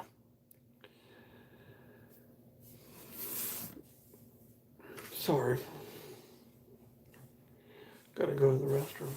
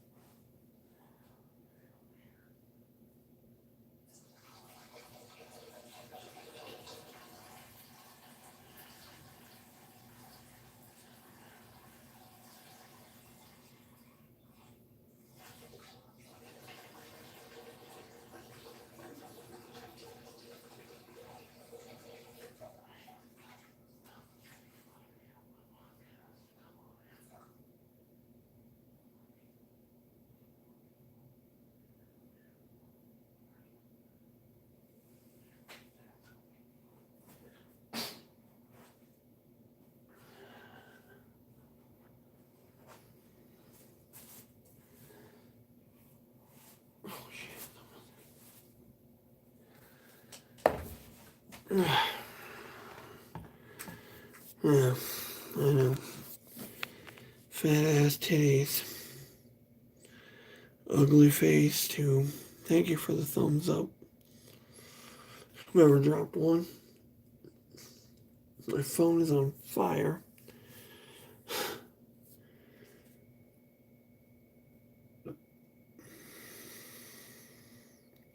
Well, I mean, it doesn't matter. Nothing does. But, I mean, this is my take. This is mine and mine only. I'm not trying to, like, tell you how you should feel. Tom Brady doesn't lose. If it's up to him, he does not lose. He does not lose. Damn, I'm handsome. Anyways, Thomas Edward Patrick Brady Jr. doesn't lose if he has anything to do with it. Anything to do with it. He threw 500 yards against Philadelphia's defense. 500 yards. And he lost that game. Tom Brady's not a loser. Like, here's the thing. Like, Matt Stafford goes to join the 49ers. Wait, what is it? No, the Rams. Matt Stafford's a fucking loser. That guy has, like, when the chips are on the line, he phones it in. Matthew Stafford is not the quarterback anybody wants. Hold on. Well,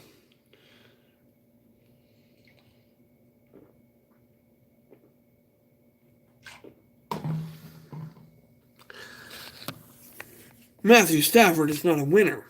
Matthew Stafford is a fucking loser. That's who he is. Like, bring him to the Rams. And he's a very talented guy, but he's not a winner. He is not a winner. Justin Herbert, on the other hand, that's a kid I really like. I really like Justin Herbert. and Joe Burrow. Joe Burrow. They're in terrible situations, but I feel like they can win in this league because they're so incredibly talented. But guess what? Matthew Stafford is the same way. Matthew Stafford is the same way. Very talented guy. Very talented guy. What is he? He's a loser. He's a career loser. Now I know he has to go up against Aaron Rodgers every year and whomever else is in that division. He has to go up against them every year, twice a year, and is he less than 500 against them? I don't want to know. I don't want to look up the stats. But Matthew Stafford is a fucking loser. And they bring him to the Rams. Yeah, very talented loser. Good for you. Good for you, Rams. You're going to find out. You're going to lose 50% of your games because you have Matthew Stafford. Now, Detroit got Jared Goff. Jared Goff, on the other hand, is a winner. He wins despite his whatever's wrong with him. He wins despite the fact that there's nothing happening around him. If Jared Goff had Megatron, they probably would have won that Super Bowl that they went to. But he didn't. He didn't have anything like Megatron. Matthew Stafford has Megatron. I don't think Barry Sanders was in the league when Matthew Stafford came. But that dude quit. He retired because Detroit totally sucks. He quit because Detroit totally sucks.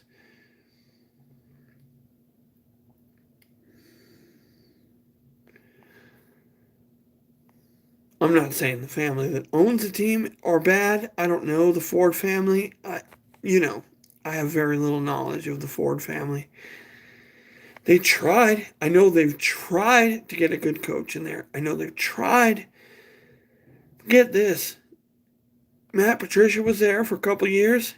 He tried to install the Patriot way, right? Hard work. Hard work every day. Make yourself better. And when they asked Matthew Stafford where he'd like to go, he's like, I don't want to be a Patriot. That's the last place I want to go.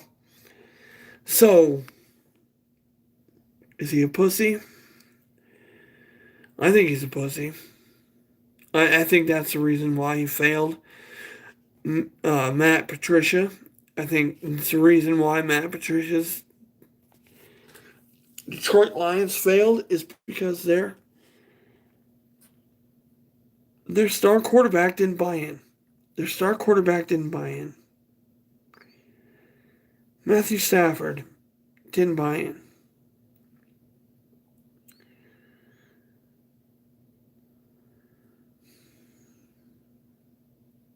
Oh, well, whatever's going on out there. Anyways, what I'm saying is Matt Stafford, who was coached by Matt Patricia, didn't buy in. And when asked where he'd like to go, anywhere but New England. Anywhere but New England. Guess what? Hard fucking work. It's hard fucking work everywhere those guys go. And in Detroit, it was hard fucking work. And there was no payoff. Because people didn't buy in. Matt Stafford didn't buy in. Matt Patricia was trying to change the culture there to hard fucking work. And the boys there said, nah, we're just going to enjoy our paychecks and fuck off. And that's cool. It's cool. Do what you like. Do what you like. That's the concept. When you make a lot of money, do whatever the hell you want. If you want to win, you have to put in the work. You have to put in the work. And the guys in Detroit said, nah, we'd rather get our paychecks and bail. We don't want to put in the hard work. So Matt Patricia failed there because he's not Tom Brady. He's not Tom Brady. Like if Detroit called out and said, hey, Tom Brady, can you come here, instill a culture in one season? He'd do his best. He would do his best. He would try to change the culture. He would try to, like, make... What is it? No, we're not trying to, like, win our division. We're trying to win the Super Bowl. Every year. Every year. Come on, guys. Get together. Let's do this. Let's do this. And that's what he did in Tampa Bay. Like, he went down to Tampa Bay. They were struggling. They got their bye week. And I have a feeling Tom went to Bruce and said, look, dude, you're not getting it done. Let me, coach. Let me show these young people how to get it done. Because we're not here to win the NFC Championship. No. We're here to win a Super Bowl. We're here to win a Super Bowl. We're here to win it all. We're here to win it all. So let me take control. Take control. Because I've been here. I've done it. I've done this. I've done this. You have been there with Big Ben. You've been there with Big Ben. And Big Ben is a fucking loser. I don't mean to say anything bad about him, but he's a rapist and he's a loser.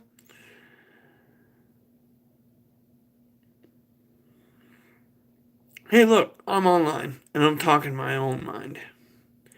Ben Roethlisberger raped that girl. And because he's a star in the NFL, he got away with it.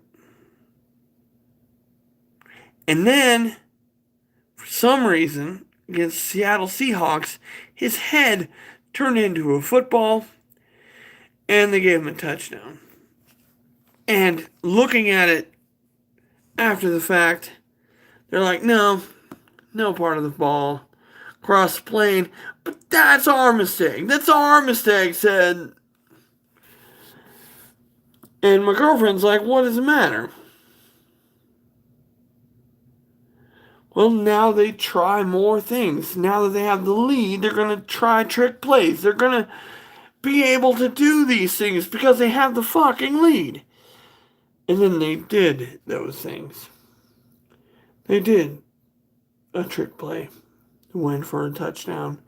They did those things that would allow the offense. Yeah, shut the fuck up. I'm trying to host a podcast here. Anyways, because Ben Roethlisberger's head turned into a football, they were able to do those trick plays. You know, they're up. You're up in the Super Bowl. Let's get a little razzle-dazzle. That's what they did. They got a little razzle-dazzle, and it worked. But I can tell you this, 100%, if Ben Roethlisberger's head hadn't turned into a football, and they'd have kicked a 3, they would not have gone with the razzle-dazzle. This is things that I fucking know about football players and coaches and everything. They don't just go for it.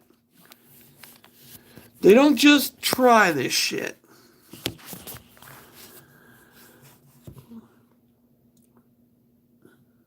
It's because Ben Roethlisberger's head turned into a football. That's the reason why they were able, because they were up 7-3, to do the razzle-dazzle.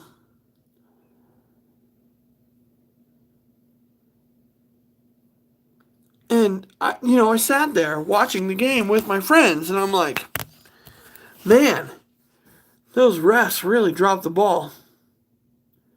And then you watch it, and the refs, because they dropped the ball right there, they allowed the Pittsburgh Steelers to do the razzle-dazzle because they were up. And they did the razzle-dazzle.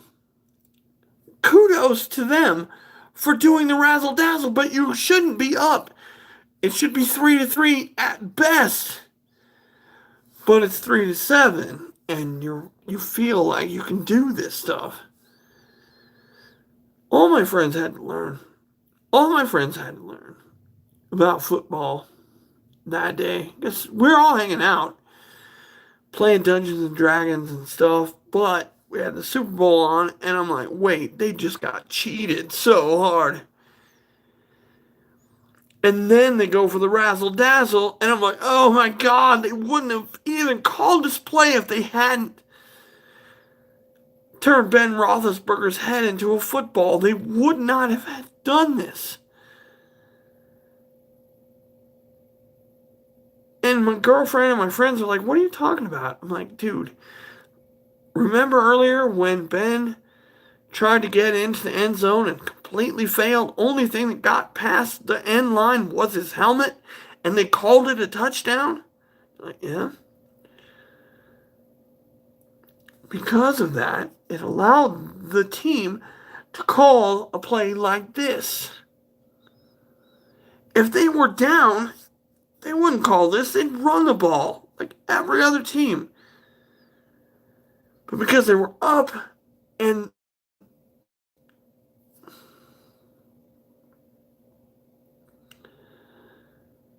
they had free will to throw from the half, or no, from the wide receiver gets to throw the ball. And it's a touchdown. It's a touchdown right away because they went for the razzle dazzle. But they wouldn't have done that if they were down. That's all I'm saying. If they were down, Ben Roethlisberger's head hadn't turned into a football to the refs and the replay booth. Because it took both of them. It took both of them to say it's a touchdown for the Steelers. It took both of them to lie about what had happened on the field. It took both of them. The coach, the fucking ref, and the booth. And the booth. They looked at that and said, touchdown. Steelers. I looked at it and said, only his head crossed the plane. So his head turned into a football. Wow. Wow. This is, you know, it's funny too, because I always buy the magazine. This is back before the internet. That happened before the internet. So I go to the magazine, and the referee, the head referee of that game said, yeah, we made a lot of mistakes. We failed. We've completely and utterly failed. And it's like, well, I was there. I watched it live. And you failed right in front of me. Thank you for your apology. After the fact, but the Seahawks could have won that game. I'm not saying they should have. I'm saying they could have. But Ben Roethlisberger's head turned into a football early in the game. And it changed the whole game. And Pittsburgh went for a wild, crazy play early in the second half that really blew it open. They wouldn't have done that if Ben Roethlisberger's head hadn't turned into a football.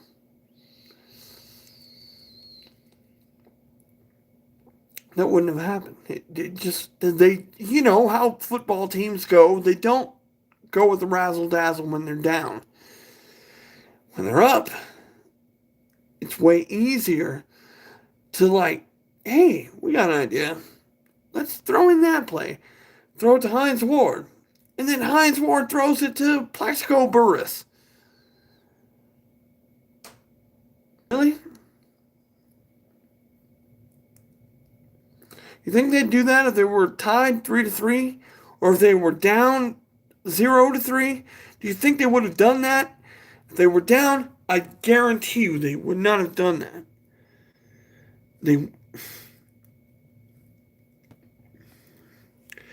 Anyways, let's go up here. when I see my gross ass lips. I know for a fact they wouldn't have done that.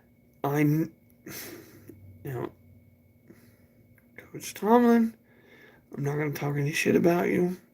You inherited a Super Bowl team.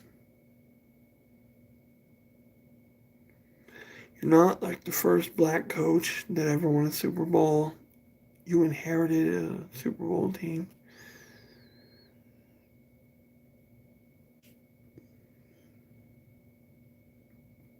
I'm not saying you're a bad coach or anything, but what have you done since? Since you had that Super Bowl team, what have you done?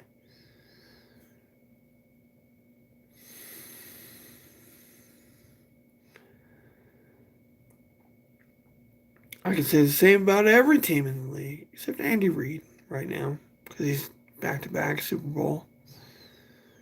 What's he going to do? What's he going to do? Is he going to fucking fail like everyone else? Because it's incredibly hard to win 2 Super Bowls in a row.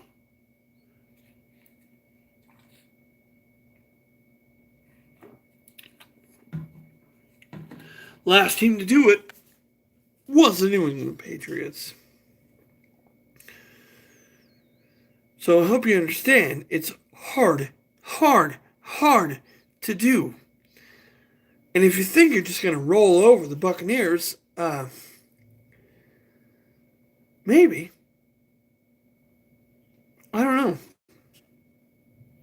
I have no idea. But I have a feeling that the offensive line and the defensive line of the Buccaneers are better than those of the Chiefs.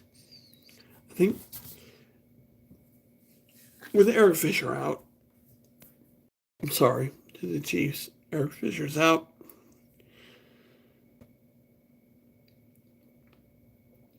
I feel sorry for you because that end is going to be destroyed unless the new guy is a Hall of Famer. And he might be. He might be the best left tackle you ever hired. It's, we have to wait and see. Eric Fisher, probably one of the best left tackles of all time. He's out. So you got the new dude in. We're going to see. We're going to see what he can do against Shaq Barrett.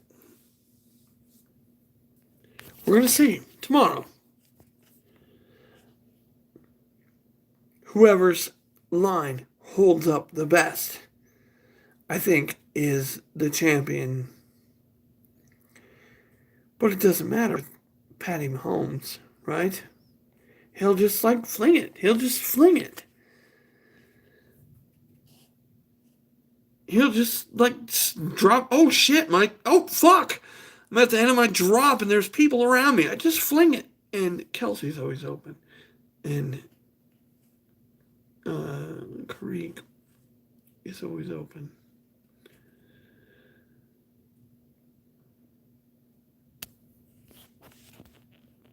I'm not trying to be racist or anything. I'm just saying, when he's under pressure, someone's always open. Let's continue to keep the pressure on and cover everyone. It's hard. It's hard work because they come back. It's like Aaron Rodgers back in the day. It's very much like Aaron Rodgers back in the day. He just kind of steps out the pocket and there's somebody open. Right as he's about to be tackled. Right as he's about to be destroyed. He flings it. He just flings it. Flings it up. Flings it up. Flings it up. Nothing matters at that point. Because nothing matters anymore. Because Aaron Rodgers has completed the pass that won the game. Patrick Mahomes is very much the same way. He's got nothing to do with any of this that's happening around him. He doesn't care.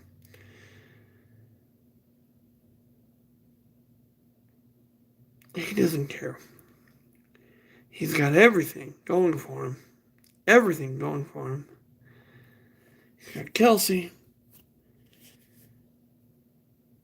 He's got Tyreek. Anywhere he throws the ball, anywhere on the field, one of those two dudes is open.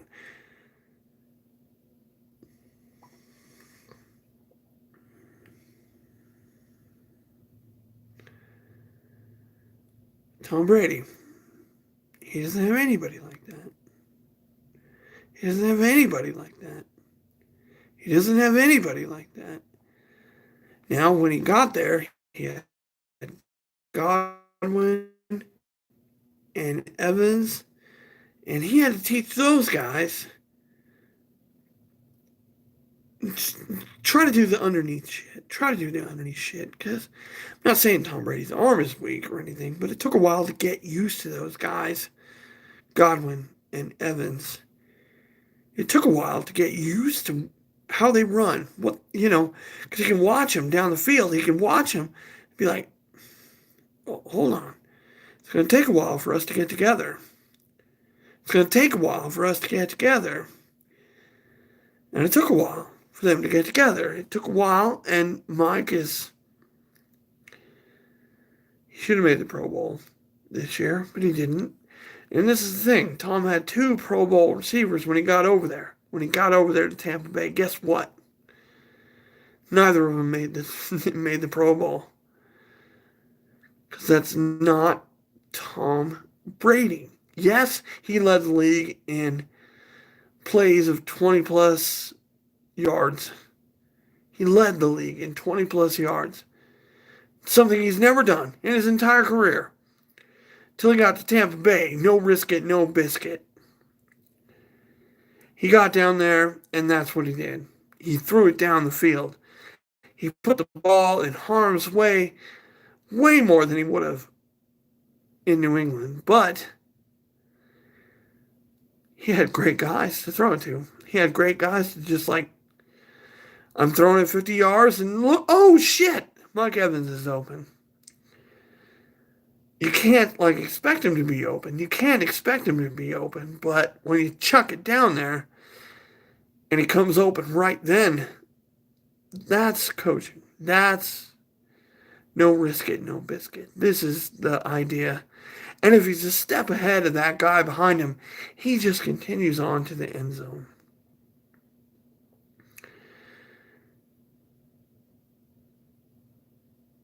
That's what I'm saying. And Tom had to learn a new group of dudes at such a disadvantage. It's such a disadvantage.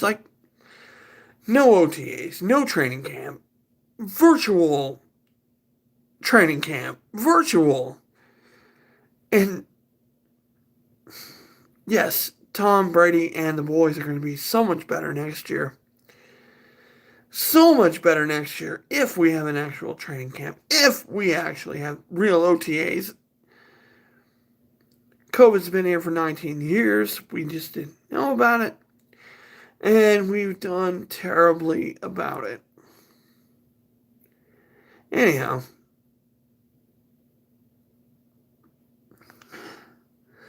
I wish I was looking at pretty people as pretty as I am. I wish there was someone to look back at.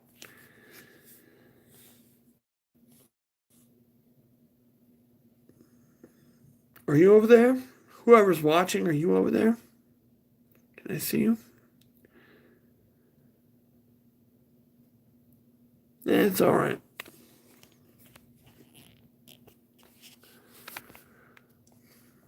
Tom Brady has brought the Patriot way to South Beach, much like LeBron James did years ago. Of course, they only won one championship. Tom is looking to win a whole lot more.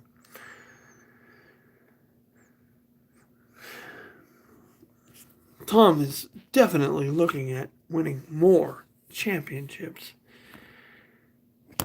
than just this one. And, people are saying Patty Mahomes is going to win because him and his team are loaded. Yeah, they're loaded. Yeah, they're loaded. And they're going to score a lot of points. I have a feeling they're going to score a lot of points. I just don't feel it's the be-all, end-all. I mean, New England was better than, not last year, of course, but the year before, New England was better than the Buccaneers this year.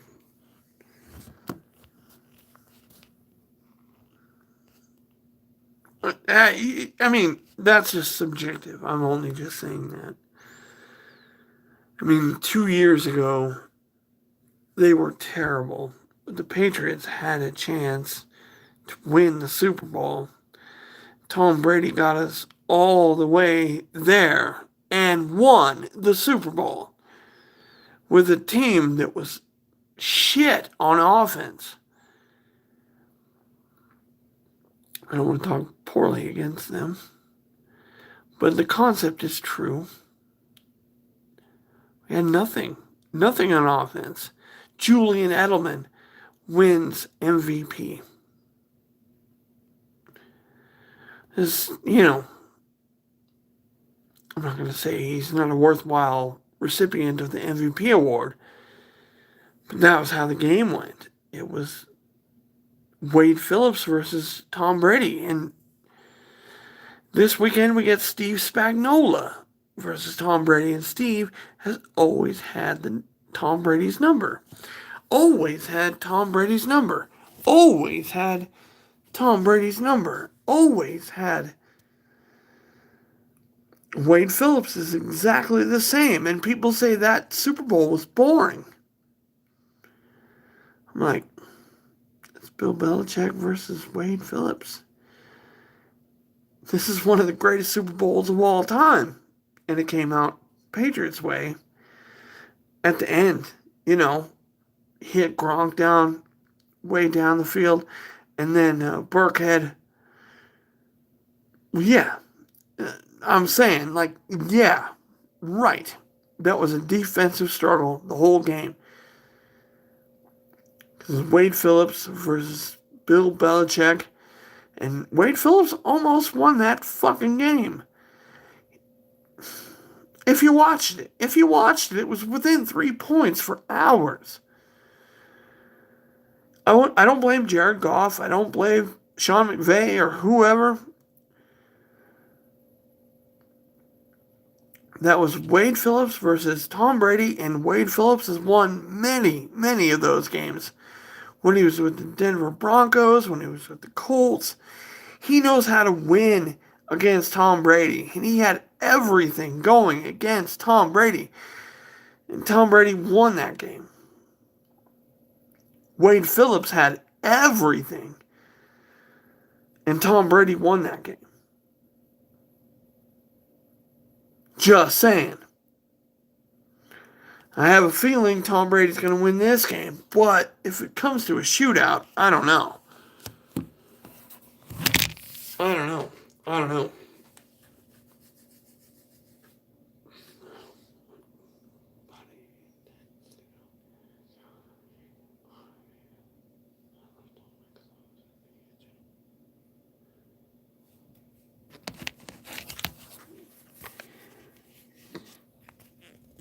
Yeah, I honestly don't know.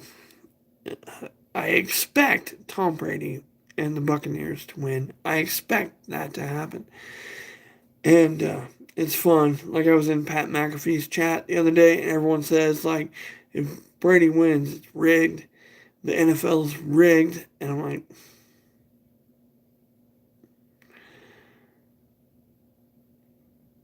if the NFL is rigged, and there's been times I thought so, because, Ben Roethlisberger's head turned into a football. I understand the Seahawks aren't allowed to win that Super Bowl. I understand why they're doing this, because all the money's on Pittsburgh. All the money is on Pittsburgh. Now,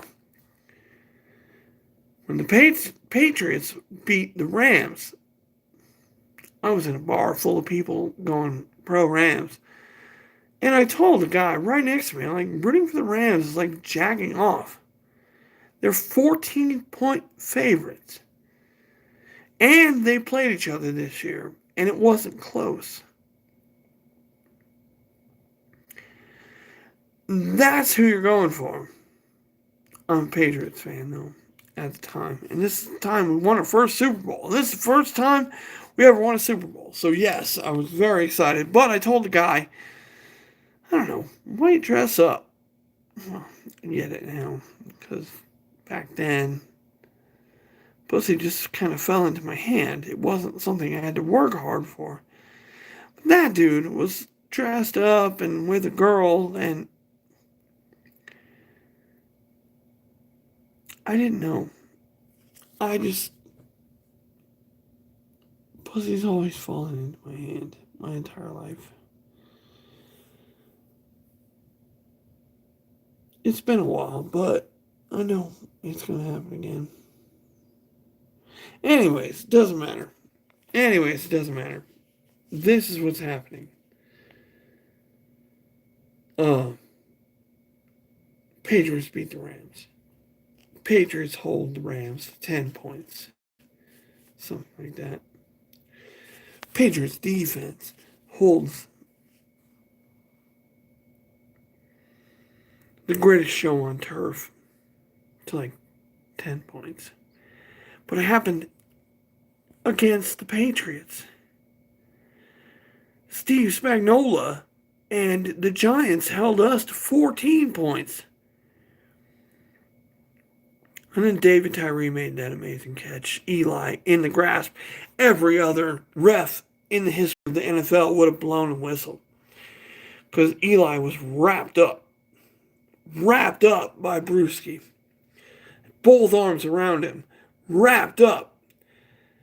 They would have called it any other time. In the grasp. But the pass was complete. I don't know how.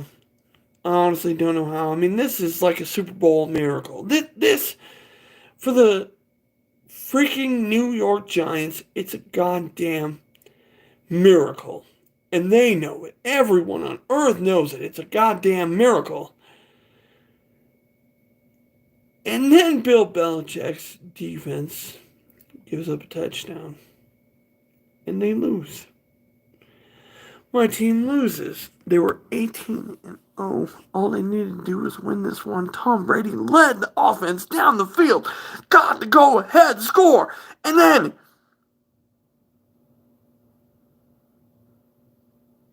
David Tyree caught that on his helmet. Because if they'd blown the whistle, like they always do, in the grasp. Brewski had Eli in the grasp as he was throwing it up, and he just kind of threw it up. And David Tyree came down with it. David Tyree wasn't even in the fucking league the next season. All-time luckiest plays.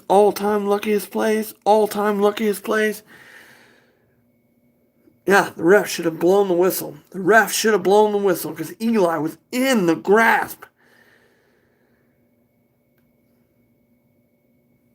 Eli was in the grasp. They should have blown the whistle. But they didn't. And David Tyree is a hero who was out of the league the next year. I don't know if you understand how this shit works. I don't know if anyone understands how the NFL works. Doesn't matter if you're any good. As long as you make the big play at the right time. David Tyree, out of the league the next year. David Tyree caught the fucking football on the top of his helmet. Out of the league the next year. This is the league. This is NFL. This is the NFL. He couldn't catch a ball. He couldn't catch a ball. He could run the routes? Maybe. No, he couldn't run the routes either. Couldn't catch a ball. Couldn't be coached up at all. But in the biggest moment of his fucking life, he caught the football on top of his helmet. You're telling me this guy doesn't have any skill at all?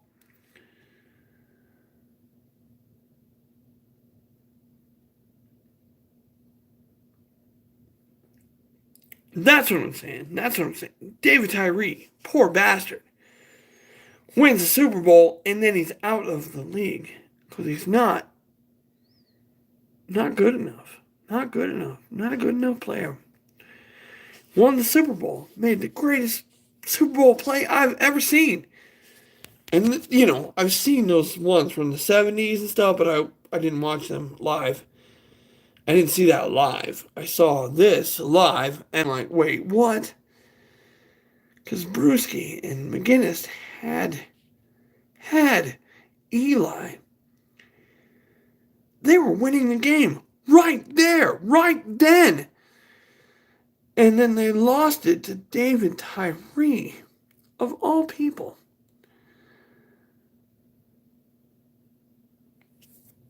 I mean, they couldn't knock the ball out of his hands. They couldn't win the game. Because the game would have been won right there. Right there. The game would have been won right there. Willie and Bruschi are covering, controlling Eli. And the ref didn't whistle it dead. So he got to throw it up. And David Tyree caught it on the top of his helmet while,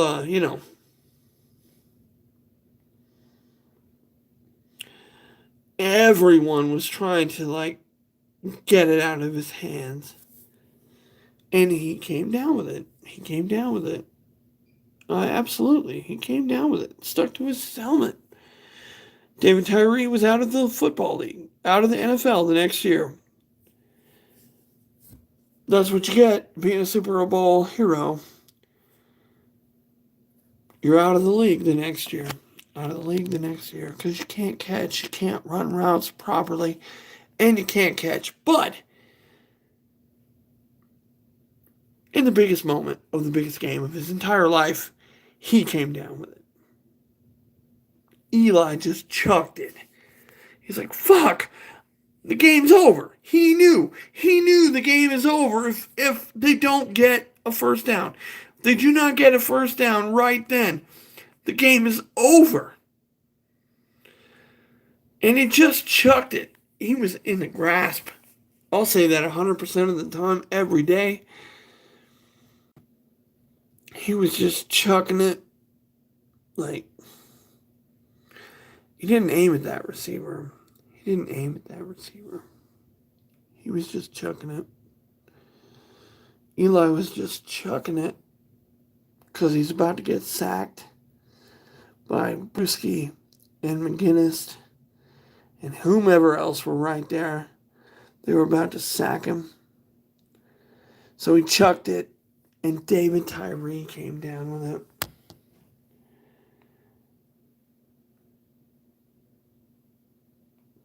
The game was over. Everyone knew the game was over. I was celebrating in my room. Kicked my girlfriend out because she said, I don't want your team to win. But we've gotten ahead, and we made the defensive play of the game. Everyone's around Eli. Everyone is grabbing Eli as he kind of chucks it up in the air. And then David Tyree. He wasn't aiming for him. I know for a fact he wasn't aiming for him. Eli Manning says, I hope to God I wasn't aiming for David Tyree. Because he's not 1, 2, or 3. He's not 1, 2, or 3. He just threw it up in the air as he was in the grasp. And every NFL ref in my entire life would have, when you see him wrapped up like that, like Bruschi had him, they blow the whistle. Nah, it doesn't matter. But instead, they let the play go, and David Tyree caught it on top of his helmet. And that's that. Nobody wanted the Patriots to beat the Dolphins' record. Nobody on earth wanted that to happen. So they let the play go. They let the play go, even though Eli was wrapped up. Wrapped up. You blow the whistle when the quarterback's wrapped up. You do that. These motherfuckers, on the other hand, did not.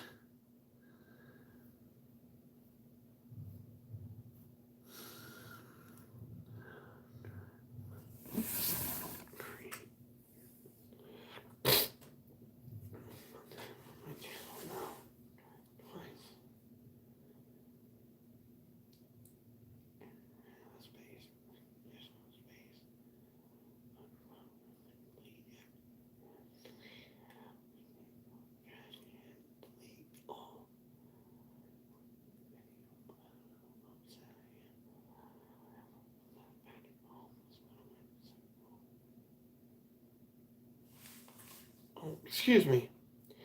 Anyways, Patrick Mahomes is not going to win the Super Bowl. At least I don't think so. Everyone's on his side. Everyone hates Tom Brady for reasons I don't understand.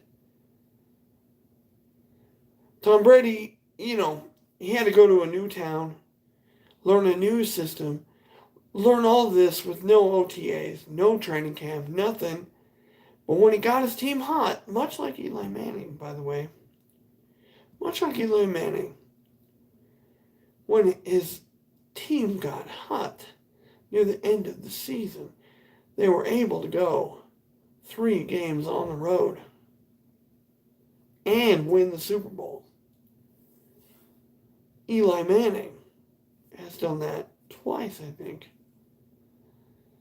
So, I'm just saying. Tom Brady, 3 road playoff games. Eli Manning, 3 road playoff games. Eli Manning had a great defense. Eli Manning won 2 Super Bowls against Bill Belichick's defense.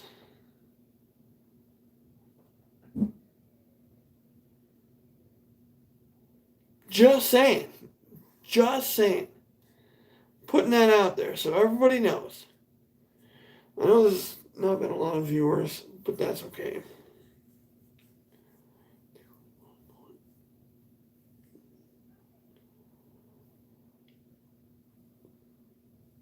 We gotta put our clothes on and go get another beer. That's what I'm about. I'll leave the stream up, though. I will leave the stream up. Anyways, ask away. Oh, sorry. I'm about to walk to the store and grab a beer. I know this isn't what most people want to look at. Sorry. I had to put some clothes on and go to the store. I will be right back because the store is right next door to where I'm staying. I'm at a hotel. The store is right next door. I will be right back. Just please wait. Tell your friends there's a stream. Tell your friends there's a stream. I'm talking about football. I'm talking about Aaron Rodgers. I'm talking about Patrick Mahomes. I've been talking about Tom Brady. I'm talking about how legacies are built. I'm talking about how ideals. These are the things. I just have to go. I'm sorry. You're here and I have to go. I'm sorry. I will be right back. It's going to be less than 5 minutes. And you're already gone. All right, cool.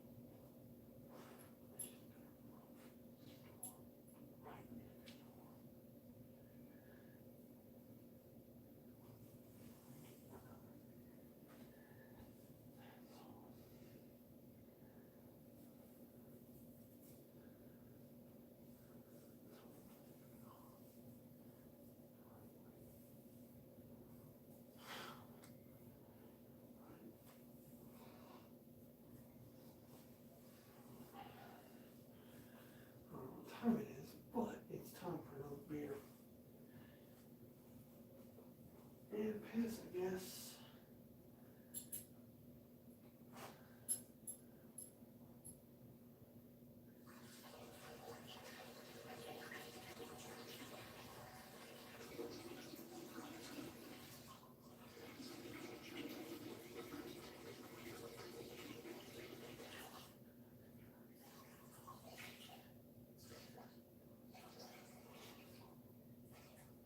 Oh, finally. That's happening. Yay!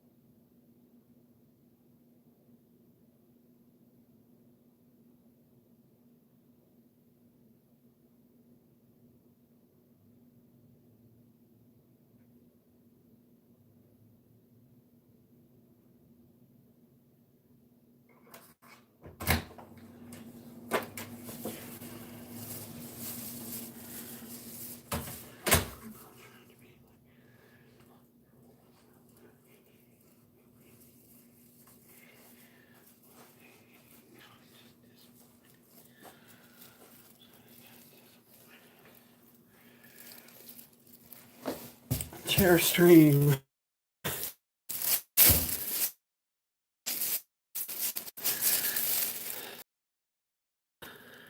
It looked, well, it doesn't matter. Anyway.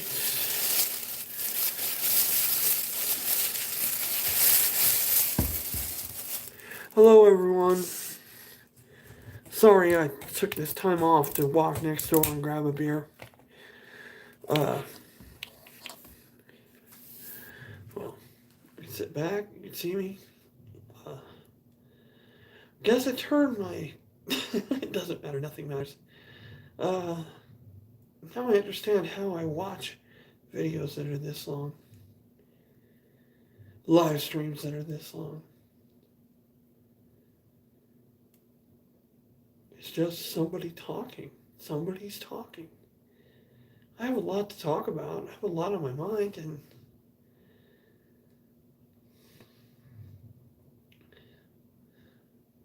just waiting for somebody to get in here so I can talk to them. I feel like I talk to somebody when there's somebody in here, you know.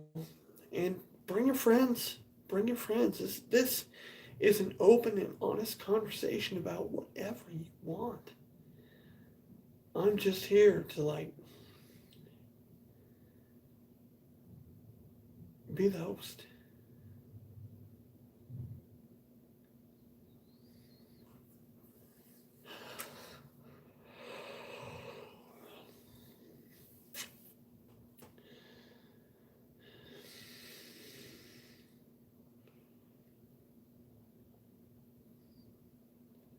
Anyways, tomorrow's Super Bowl, or today's, depending on what time it is, where you live, it's the Super Bowl. And it's a big freaking deal here in North America. It's the first time ever that a home team got to host one of their videos. Sorry, Tim. No, somebody just posted on Twitter. Sorry. The first time a home team has ever gotten to host the Super Bowl in its own stadium. It's a fucking miracle. It never happened before. It has never happened before. And Tom Brady, of course, he doesn't want to lose it. Patrick Mahomes, he don't care. That's how I always feel about Mahomes and the Chiefs. They don't really care. Tom Brady absolutely cares about every snap of the entire football game. He really, really, really, really, really, really, really cares about every snap, every play, everything.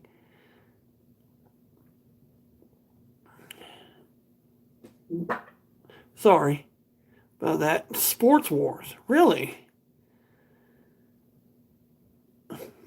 Anyhow, look, I'm just saying, Tom Brady does not want to lose the Super Bowl. Patrick Mahomes and the Chiefs are just like, hey, whatever. That's the way they act. It's the way they behave. It's not like, I'm not trying to, like, say that they're not, like, all about this win right now. Like, it matters so much. Because I'm sure it matters a lot to them. I'm sure it matters a lot to them. But Tom Brady, on the other hand, is like, I hope I'm better next year. I know I'll be better next year. I know next year. And the other team is like, we're just happy to be here. We're going to, like, fling the ball around. It doesn't matter to us. This is just a chance for us to win another Super Bowl. And Tom Brady is focused on winning this game. Focused on winning this game. But that's Tom Brady. He never stops wanting to win. It's not part of his DNA. He's not going to lose if he can help it. He does everything he can. everything he can in every game he plays. Every game he plays. Patrick Mahomes on the other hand, is just like, yeah, whatever. Flip it, flip it, flip it, flip it. I just flip it. I just flip it. Whatever. Whatever. Thank you all for being here tonight. It's good to hear from you. It's good to see you again. It's just Rock Cran here, talking about football and how I'd rather see Tom Brady win his 7th than Patrick Mahomes win his 2nd. That's what I'm talking about. That's what I'm talking about here. This is why tonight. This is why this channel is open. You want to talk about 4th edition Dungeons and Dragons? I'm down. I'm so down to talk about that. But that's not what we're doing tonight. We're talking about we're talking about NFL football. Patrick Mahomes, Aaron Rodgers, Tom Brady. Let's get to it. Let's obviously get to it.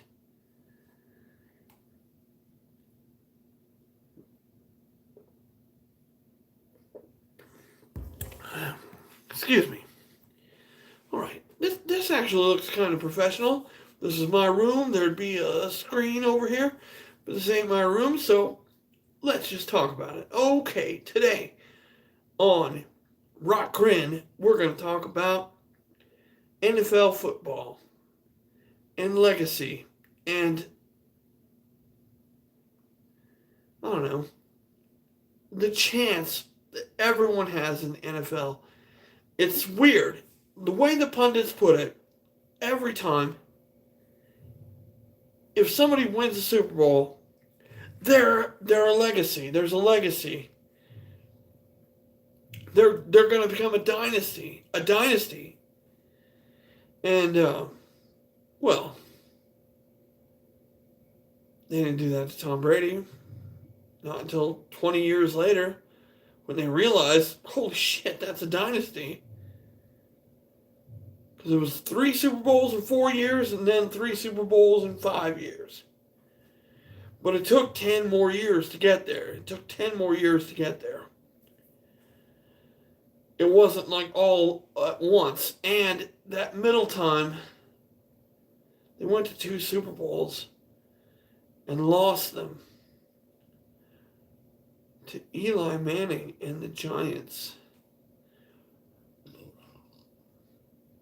Now I'm thinking about Tampa Bay. They've been trash for so long. They have accumulated many first-round draft picks, and all of their picks have been amazing. They've done a great job at picking, in the draft.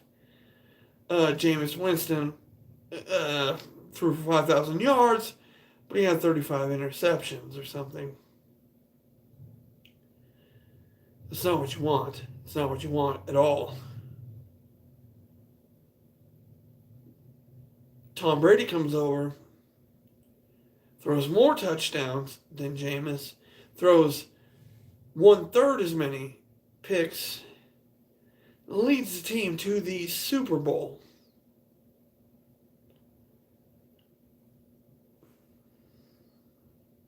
Mike Allstott today on the Pat McAfee show said he would have loved to play forever. Because playing football is awesome. I know all about it. They didn't let me play, and I've resented it my entire life. Anyways,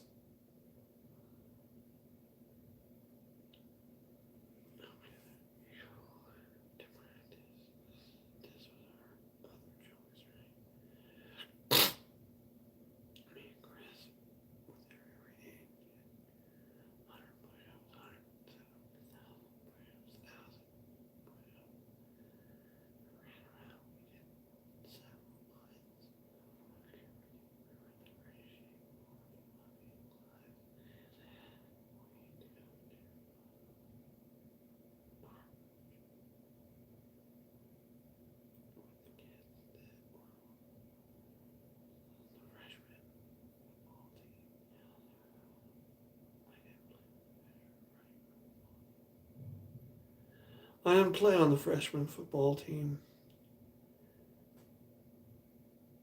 The varsity coach wanted me on his team, but he couldn't because it's against the rules. And then at school, we see freshman quarterback Trent gets to be a varsity player right away. My coach, I know, the coach that coached me was disappointed. I mean, he was happy to have Trent. He was happy to have Trent because Trent was a good player. He was a very good player. Not a particularly good student, but a good player. And so, like, he tells me, I want you on my team, but it's against rules. And then Trent, freshman, gets to start on the varsity team. Me, a sophomore, the coach wants. I can't go there. I can't be part of it, but this freshman kid can. Because, whatever. He's a pretty boy. And no, he didn't deserve it. He didn't deserve it.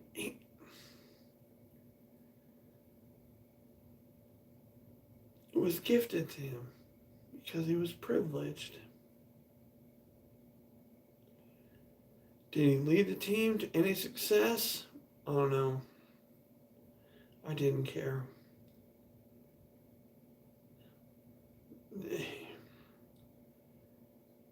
I'm a sophomore. I worked my ass off all summer long. I practiced so hard. I was so good at my position. I couldn't play. I was told by my coach I can't play. Because he didn't like us that didn't play the year before. Even though the rest of the squad took all summer off, where I worked all summer, I got myself into the best shape I've ever been in. And then I went to practice and I outran everybody. I was faster than everybody there.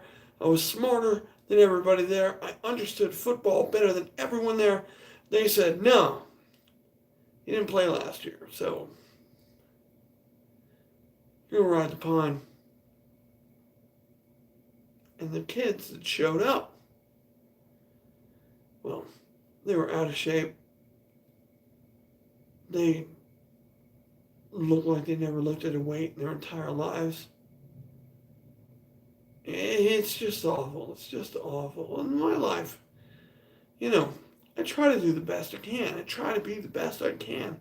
And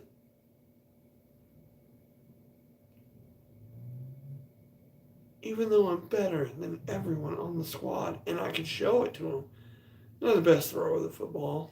Didn't practice at that. But off the ball, I'm there. I'm through you. I am through you. And you. And you. Stronger, faster, better than all of those kids. I was groomed by the varsity coach.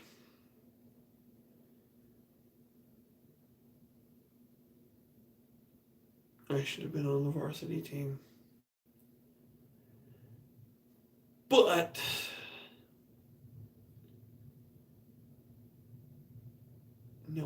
no sophomore is allowed on the varsity team. And then there's the inauguration of Trent. He's a freshman. He's on the varsity team.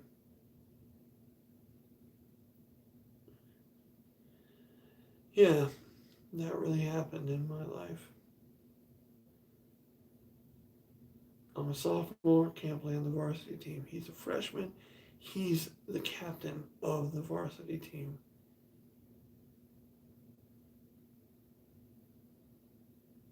I can't play for my team. My JV team, I can't play.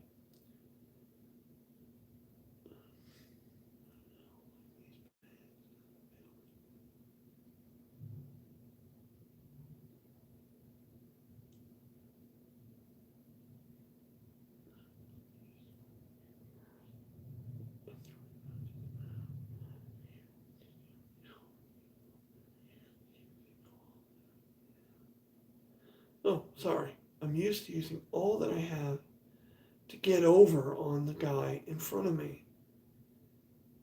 And my JV coach didn't like that.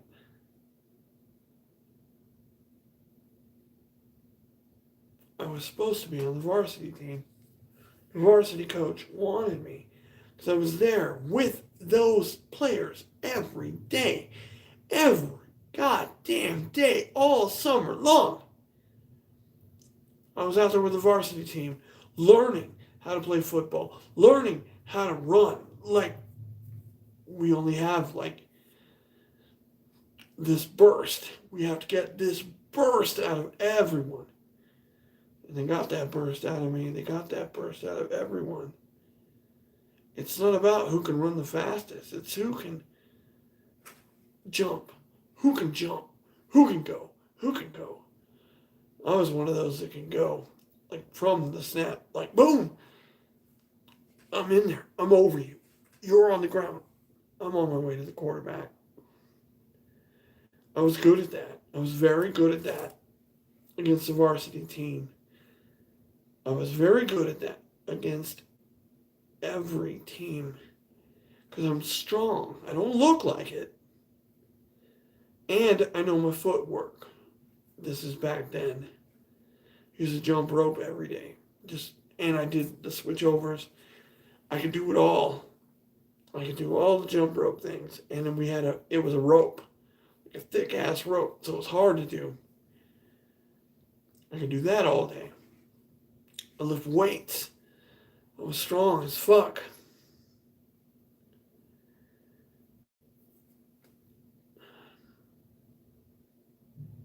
The varsity coach said he wanted me on his team. The varsity coach wanted me on his team, but it was against rules because I was a sophomore.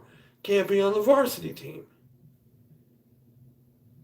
And then Trent Williams shows up as a freshman, and he's straight to the varsity team. Pretty boy. Whatever. I'm off the team. He's on the team. As a freshman, the coach of the varsity team was like, this is bullshit. I want this kid. I want this kid. And that other kid, Chris, my friend Chris. We worked our asses off all summer. Proved ourselves all summer. And, no, the rules say we can't be on the varsity team. But Trent Williams shows up and he's like, yeah, I'm a freshman. Now I'm on the varsity squad. Pretty boy. I'm sure his parents paid a lot of money to make sure he was on the varsity squad. My parents didn't pay any money. My mom didn't want me to play football at all. I wanted to play football. I wanted to be out there. I wanted to hurt kids. I wanted to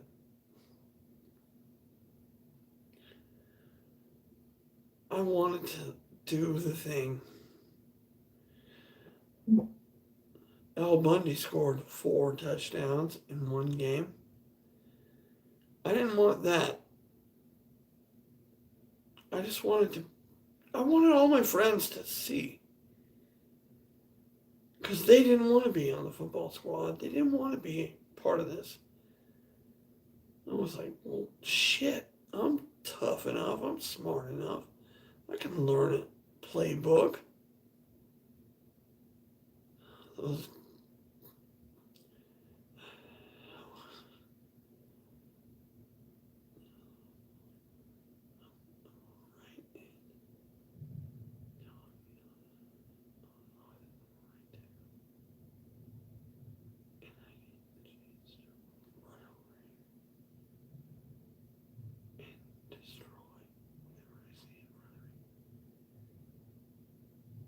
Oh, sorry. Just thinking about those good old days where I was playing right tackle. And I was right behind the pulling guard.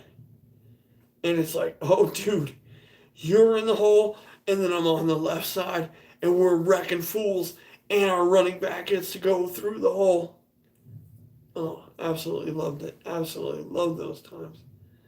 Absolutely loved working with my fellow offensive linemen. But then I was put on defense, and I had to, you know, wreck you, push through you. I love pushing through guards. I absolutely love pushing through guards. But you can't tackle the running back when you're pushing through a guard. I learned that pretty quickly. I learned that stuff pretty quickly.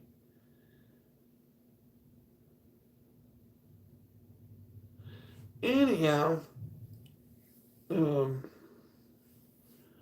Tom Brady, Patrick Mahomes, uh, they're playing tomorrow. But it's not Tom Brady versus Patrick Mahomes. I mean, that's something that is not true. Because Tom Brady doesn't play defense when Patrick Mahomes is on offense. It's a squad of dudes, 53 dudes, working towards a goal. Working towards a goal.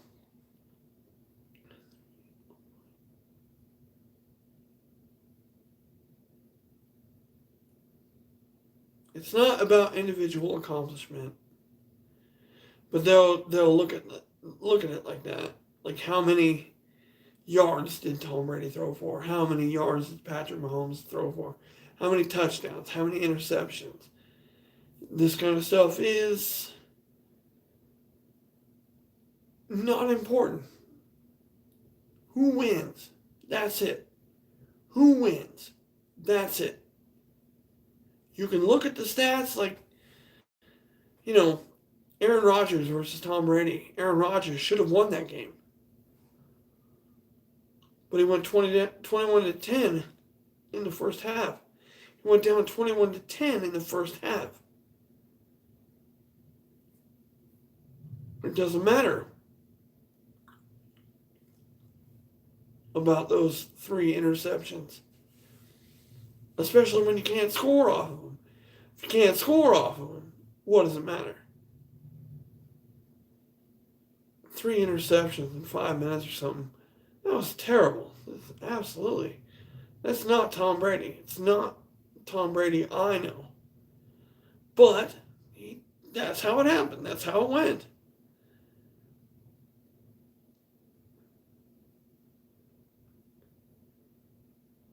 And Tom came through when it mattered.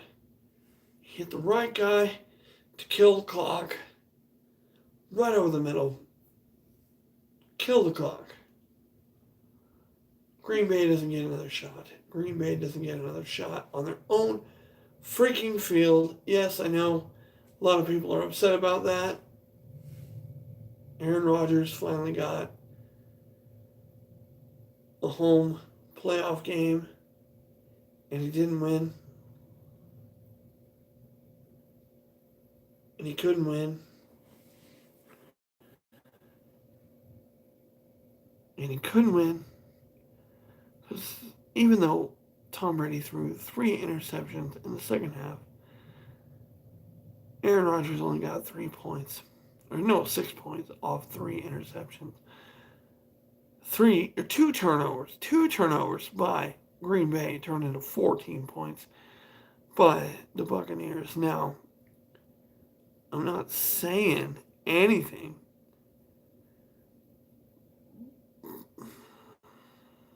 I don't think I'm saying anything.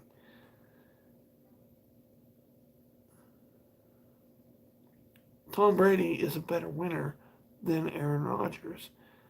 I will say that every day of the week and twice on Sundays. And it's almost Sunday, so yeah. A better winner. Matthew Stafford, on the other hand, is a loser. I don't feel good for the Rams for having gotten him. I don't. He is a loser. He's got amazing talent, amazing skill, but his team that he played with for years and years and years always failed. And he's the leader. He's the quarterback.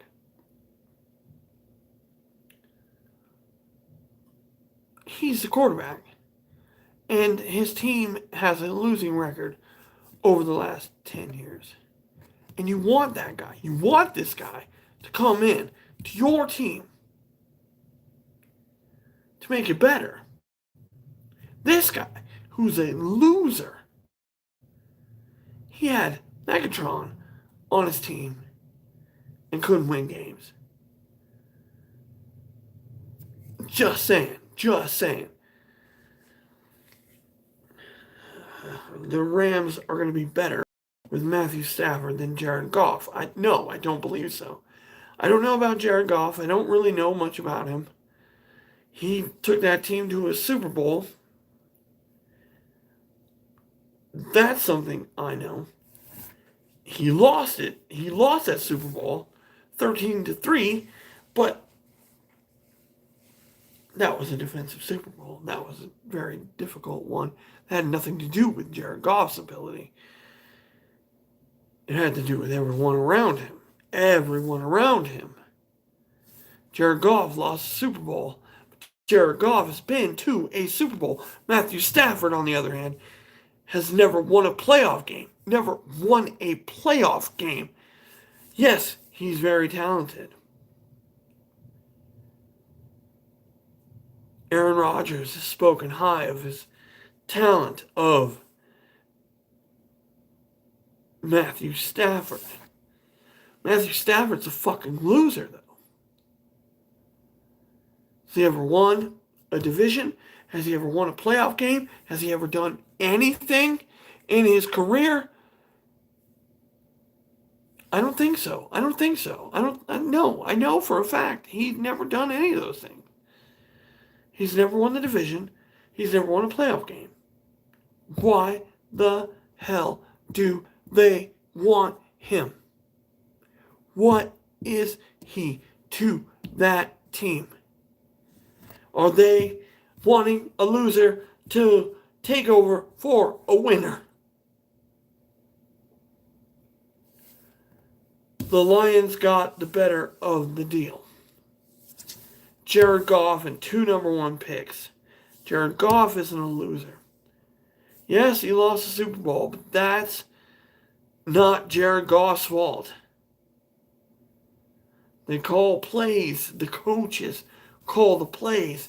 Jared Goff has to execute those plays. That's true. But Matt Patricia's defense was too much. Matt Patricia's defense was too much. He didn't know how to. It's hard to find an open ball against that defense. You know?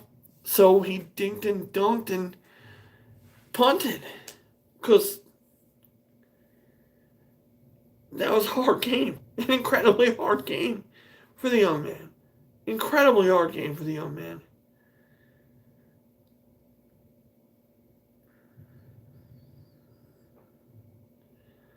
It doesn't matter if anyone's here. I'm here. No, incredibly hard game for Jared Goff. You know, new into the league, and Matt Patricia and Bill Belichick have schemed. Tom Brady had an incredibly hard time in that game against Wade Phillips' defense. Wade Phillips has always had his way with Tom Brady. You know, it's just one of those things. It's over a long history. Someone is better than someone else. Wade Phillips has won against Tom Brady more times than he's lost. And that's okay. Steve Spagnuolo has beaten Tom Brady in the Super Bowl twice. And he's on the defensive coordinator right now.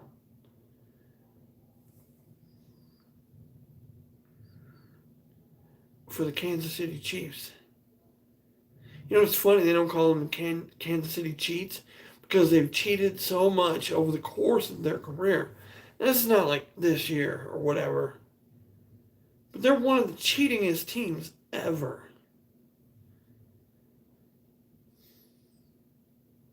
They're right there with the Denver Broncos, with all those guys on PEDs and shit.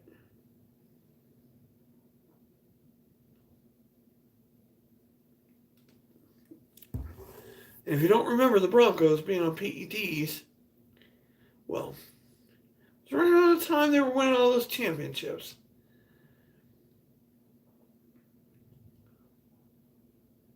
It was right at those times that they won those 2 championships. Romanowski, something like that.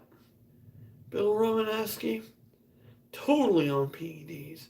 Totally on PEDs. That drove him near insane.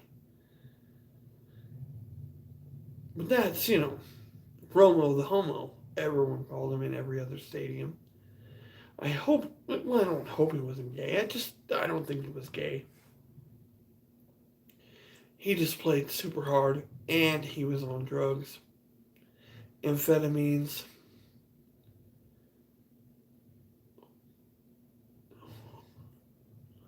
Yeah, Romanowski was on amphetamines.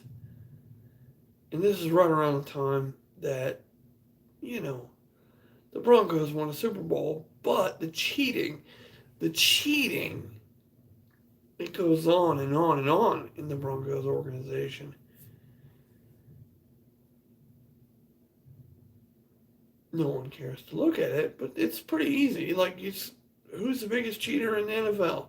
Look that up on your phone. It's the Denver Broncos. Not New England. Not New England. Not New England. Not New England. New England gets made up shit. Eric Mangini's a piece of shit. He was the guy that ran those taping shits. He was the guy that ran the taping shit. And then he becomes the head coach of the Jets. The only team in the NFL that I hate. He becomes the head coach. We run up the score on him 47-0 or something. And Spygate happens. Spygate happens because why? Because Eric Mangini was a spy. Eric Mangini led the Spygate. That's how it becomes open to the whole public. The Patriots were cheating. Yeah, they were cheating. Eric Mangini, told by Bill Belichick, was cheating. Eric Mangini's a piece of shit. He was there, and he was in charge of the videotaping. And I don't know how he got the head coaching job at the Jets. Honestly. But he did. He did. And guess what he did with it? He tattletaled on the team he used to work for, and he did the shit that they are complicit in. Fuck you, Eric Mangini. Fuck you. When he was a Patriot, he was involved in Spygate. He was the leader of Spygate. I mean, Bill Belichick said, hey, go out there and do this. Eric Mangini got the team together to go out there and do that. That's his job. That's his job. And when the Patriots ran up on them, he said, you know what? They've been videotaping the opponents in their walkthroughs. You know how I knew that? Because he was fucking doing it.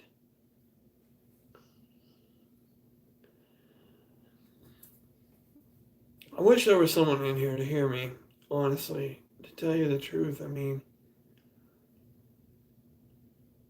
Eric Mangini is a worthless piece of shit. I hate him. I will always hate him. And like I've said every time, there's only one football team in the NFL that I hate, and it's the New York Jets. They stole our coach. They stole our running back. They stole our lead in AFC East. And then Eric Mangini became their coach, and he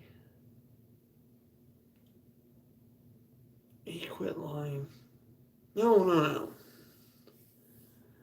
Patriots beating the Rams in the Super Bowl was strictly about the defense. Strictly about the defense. That's all. We got a chance to see them in our building, and we almost beat them there. And then we saw them in the Super Bowl, and we held them to 14 points. Again, much like Steve Spagnuolo did to Tom Brady. In that year, we were 18-0. And the Chiefs act like they're, I don't know, Patrick Mahomes acts like he's like, whatever, I just fling it. Doesn't matter. I don't know how to read defenses.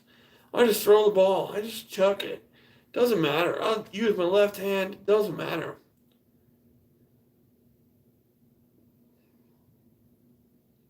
Yeah, that's fine. Yeah. It can't last forever. You have to learn how to read defenses. You have to learn how to read defenses. You have to learn how to read defenses. You cannot just fling it. Tyreek ain't going to be there forever.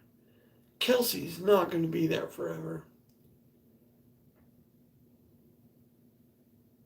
You're not going to have everything you want around you all the time.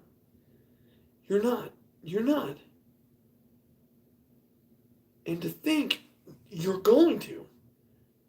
Like, people stop talking about dynasties. Tom Brady built New England by taking pay cuts. He's like, I don't need a lot of money. My wife makes a lot of money. I don't need a lot of money. So they can bolster the defense. Occasionally get a Randy Moss on a deal. That's your Tyreek Hill. But he's way bigger and stronger and faster.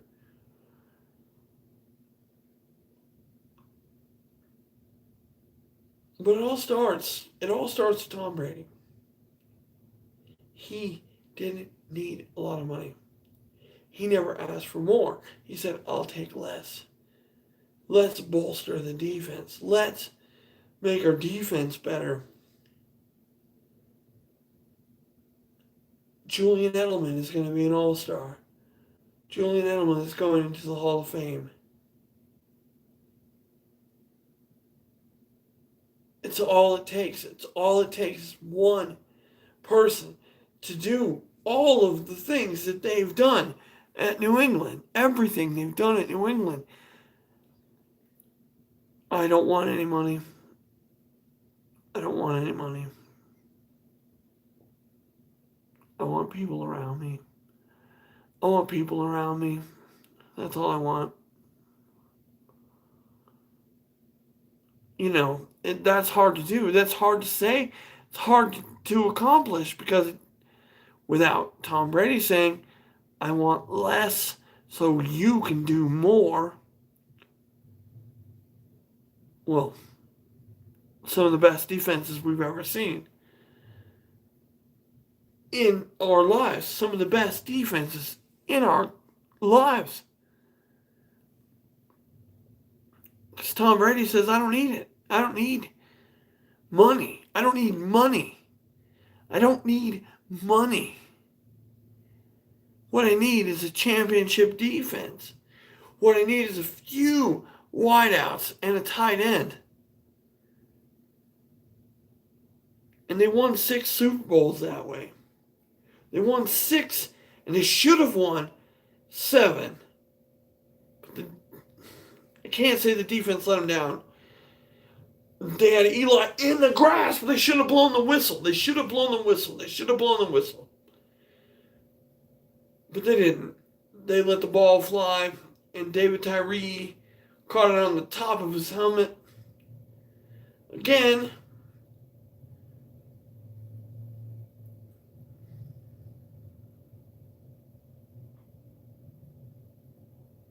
I'm not happy about it. No, I mean, the Patriots should have been 19-0. The best team of all time. The greatest team of all time. And they were right there. And Eli in the grasp. They had him almost all the way to the ground. And he just kind of flung it up there. And David Tyree caught it on the top of his helmet. One of the greatest moments in the history of the NFL. Not to me, because the Patriots were going 19-0. They were winning everything. All we needed was one of the refs to blow a fucking whistle while Eli's wrapped up by Teddy Bruschi. But no. They let the play run, and David Tyree caught it on the top of his helmet. In today's NFL, I don't believe that would be called a catch. I'm just saying, I don't think that would be called a catch. But it was back then. And, gave Eli new legs. And the defense fucking folded. They got him. They had him. Every referee on earth would have blown the whistle. Not that day, not at that time. Because he was in the grasp. He just kind of threw it as he was. And his receiver, the Patriots would have won the game if not for that stupid shit.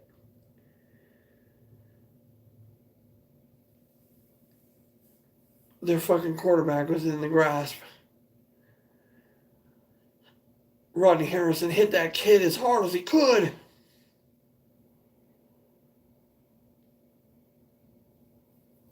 And yet he came down with it. And that led to the defeat of my team. Perfect team. And they were the perfect team that year. OMG. Steve Spagnuolo is the defensive coordinator. And he's the defensive coordinator this weekend. Tomorrow. Of Tom Brady and his. Here's what's going to happen. The defensive line of the Chiefs is going to dominate for reasons unbeknownst to anyone. But it's Steve Spagnuolo. He's amazing. He's an amazing defensive coordinator. That's how tomorrow's game is going to turn out. People are going to be talking about Steve Spagnuolo. But he's had Brady's number for at least a couple times. He knows how to scheme against Tom Brady.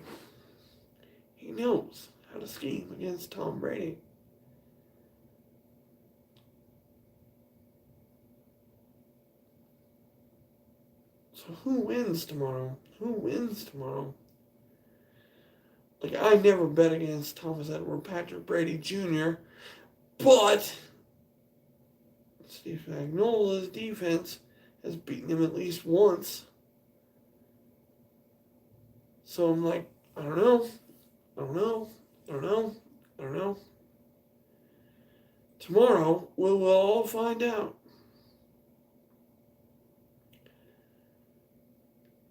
Thank you all who've been watching.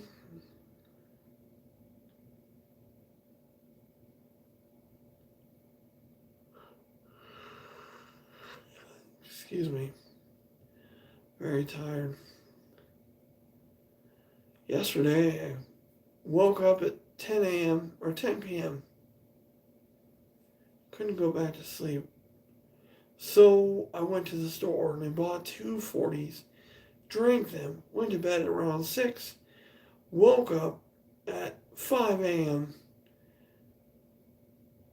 or 5 p.m. and went and bought more. Everything sucks. Don't get old. Don't get old, please. Don't get old. Don't get old. It fucking sucks. Everything about old age is horseshit. My buddy has to fucking smoke weed every night to go to sleep. And it's legal for him, like, to smoke weed, so that's cool. But I feel bad for him because he has to. He feels like he has to every night. Otherwise, he doesn't go to bed. He can't sleep.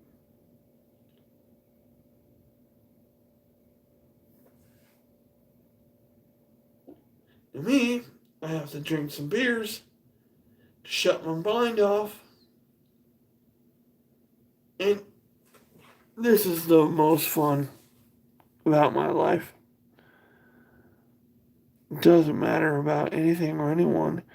It's just, if I try to sleep without passing out, basically, I just think about shit. And it's not important shit, just something, whatever comes to my mind. And that's the problem. I don't think about my life. I don't think about this.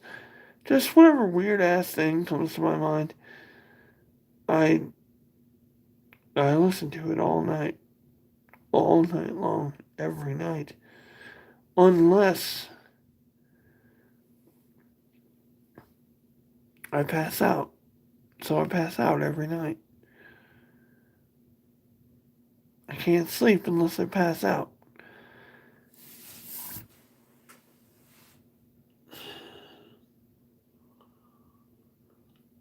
My mind is so very active. I cannot pass. I have to pass out. My buddy Steve's the same way. He needs his fucking weed or he can't fall asleep. What happened to us? Where's our trauma? I know where mine is. I know where mine is. My father died in my arms when I was 23 years old. I'm still not over it. I'm still not over that. You know, it's just me, though. How do I get over it? How do I get over it? I don't know.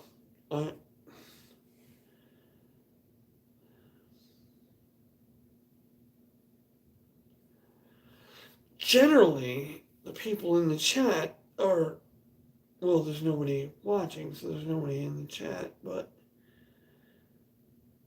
if there was somebody watching and someone in the chat, they might be able to help me.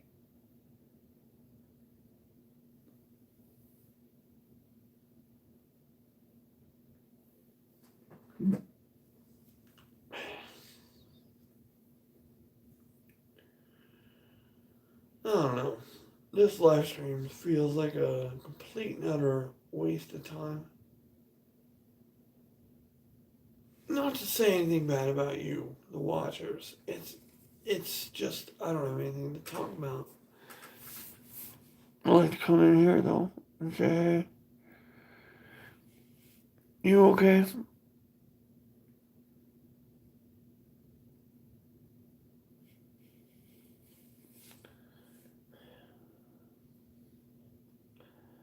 Yeah, me either.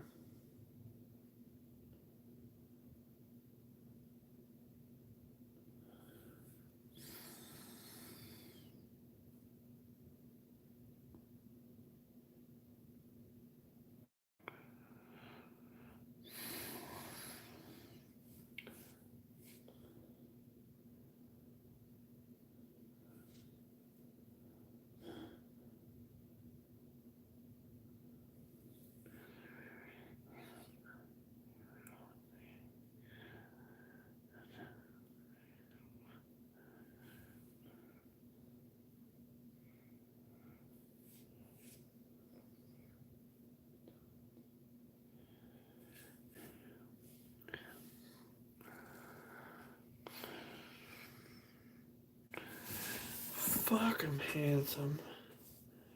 I don't deserve this. I'm live streaming when no one's here. Not a single fucking soul. There's been like 1 and 2.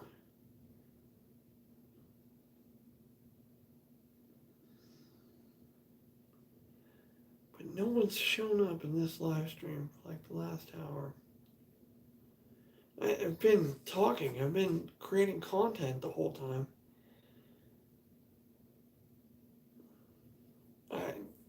You know.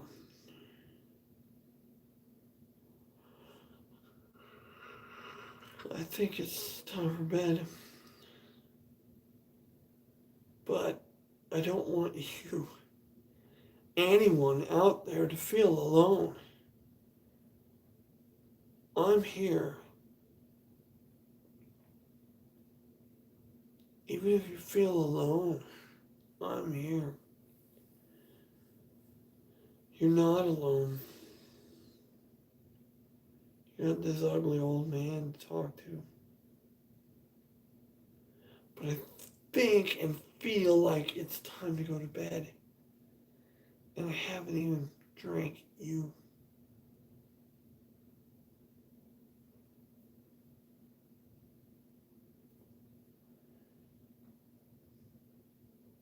Well, let's see.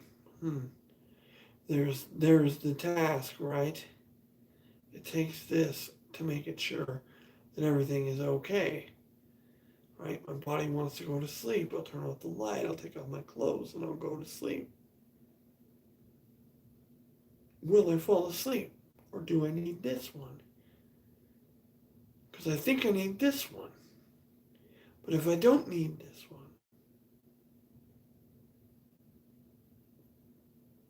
all right, that's what we're doing. That's what we're doing.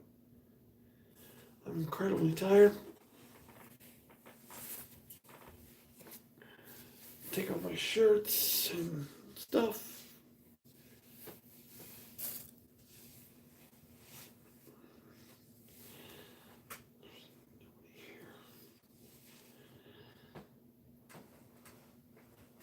All right. Does this how you like me better? Because I know I had up to 2 of you while it was like this. Shit. I keep forgetting that I'm out tomorrow. After breakfast, I gotta put everything away. Including the Nintendo Switch.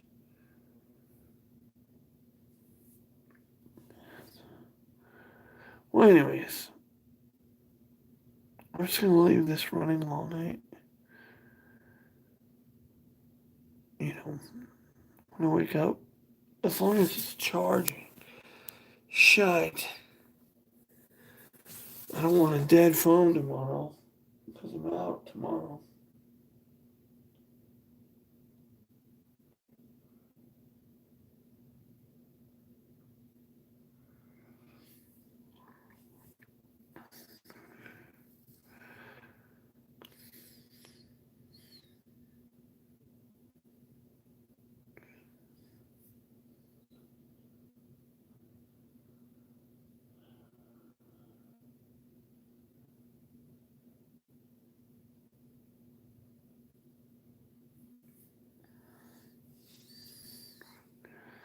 Alright, stream. Happy. I think I'm gonna go to bed.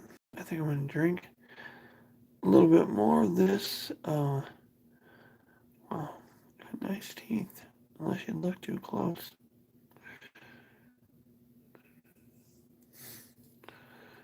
4-hour stream. Only one person watching. Ever. I had 2 for that one moment. And I was like, hey, what's up? That second person did not want anything to do with being here. The first person, on the other hand, really wanted to be here. I think they really wanted to be here. Check out that muscle, yo.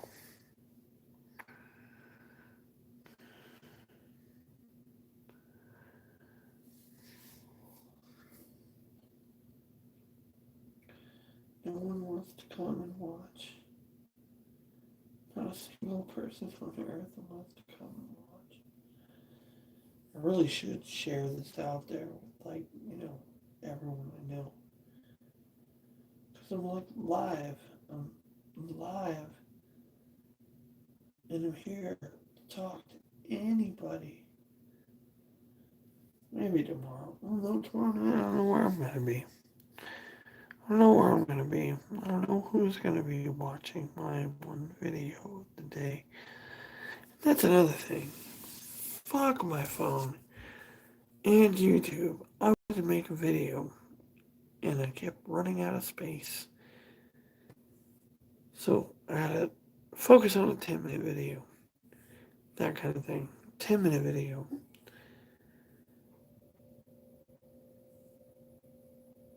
How you doing, phone? You charging at all?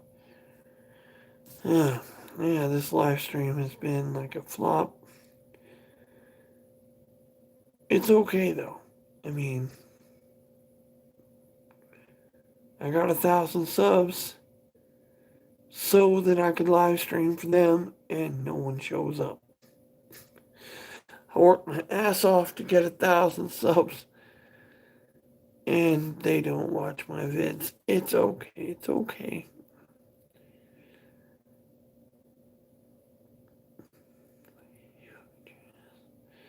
I'm just glad they like some of those videos. I mean,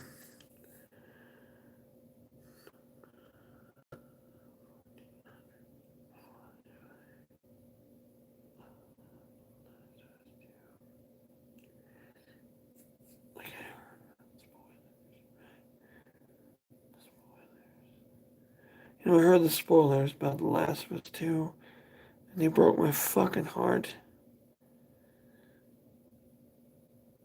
I mean, Joel survives, yeah. But then he's murdered by someone he saves. He saves her from them, and then she takes him into the place where, hey, that's Joel.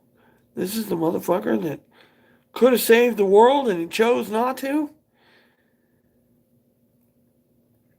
Yeah, and they murder him. They murder him. And Ellie, it's just a revenge game. It's like God of War. Those aren't the kind of characters that I like. They're not the best characters. Ellie deserved better than that. And that's the video on my channel that got over 1,000 views. People were connecting with my take. Because I didn't want the game to end or to even begin with any of this.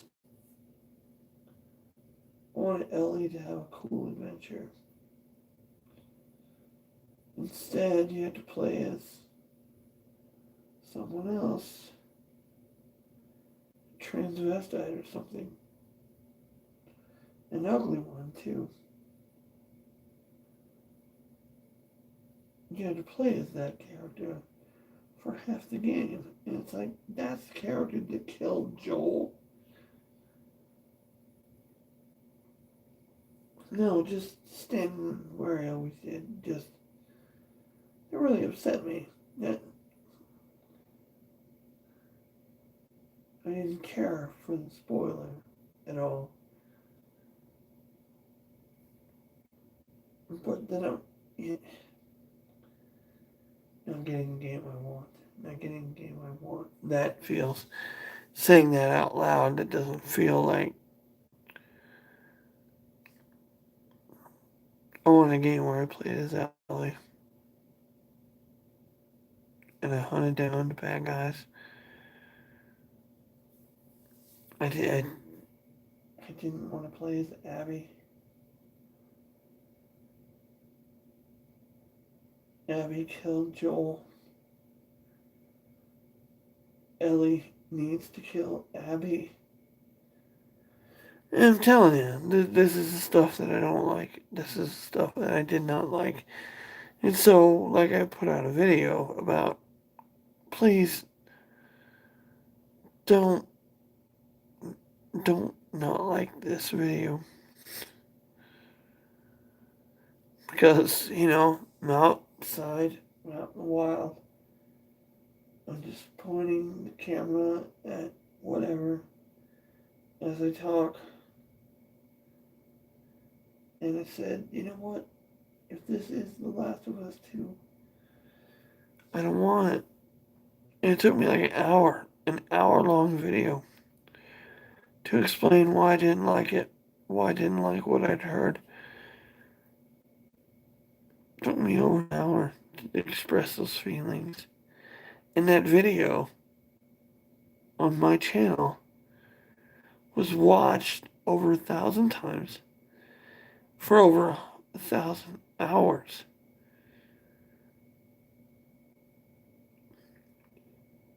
Yeah. My channel totally lame.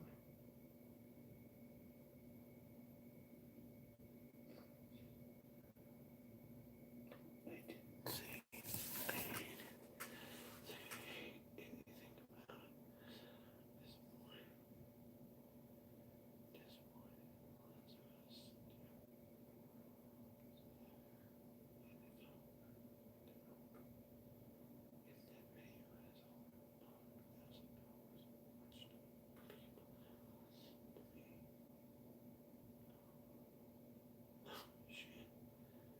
Yeah, people have listened to me on one of those videos, and it's really cool.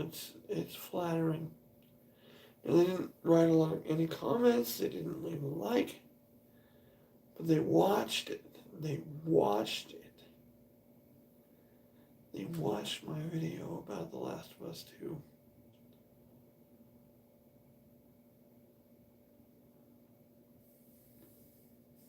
That matters. That matters to me.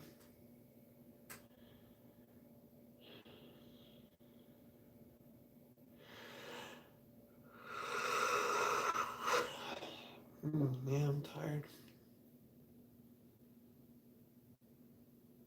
Excuse me for that.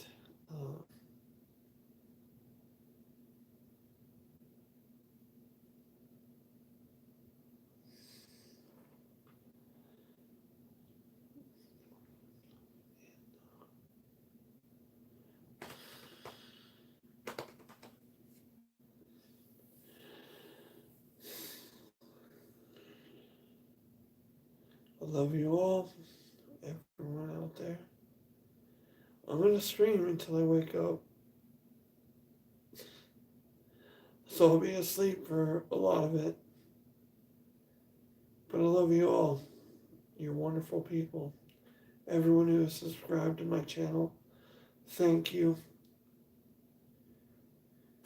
And, you know, thank you. Thank you. That's all I can say is thank you. For my 1,300 subscribers, whoever you are. I know you're not watching this video. I know you don't watch my videos. I don't know where you came from. But you bolstered this channel. I don't upload very much. So it's on me.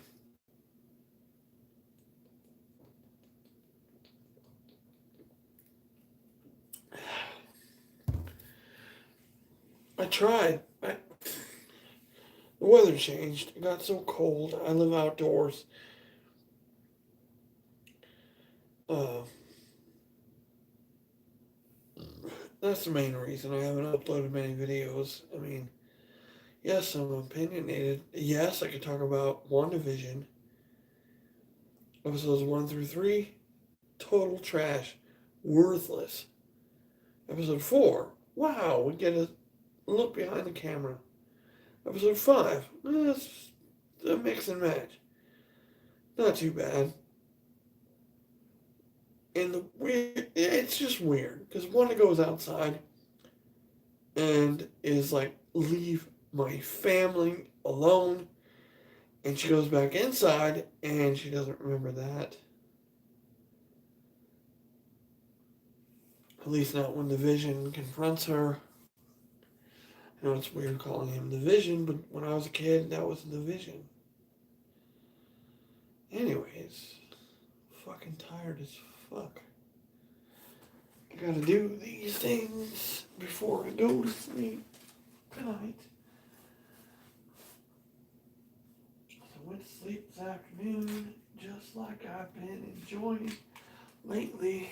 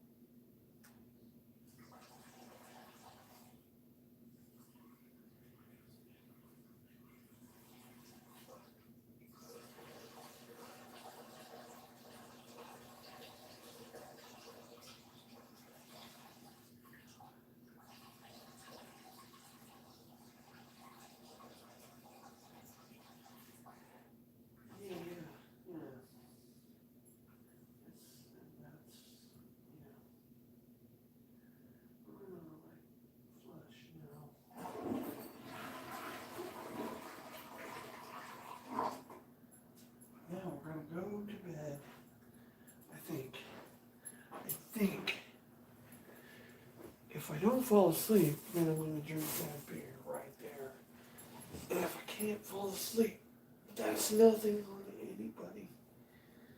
It's just me. Shit, should turn off that light. It's nobody's fault but mine if I cannot fall asleep, so we're gonna put you right there. Yes, I'm still live streaming. Turn off the light though. I'm trying to go to sleep. Oh, now my mouth wants to hurt. Isn't that unique?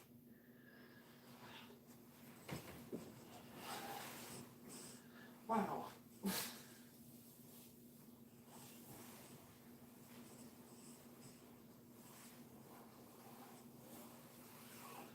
Anyways, yeah.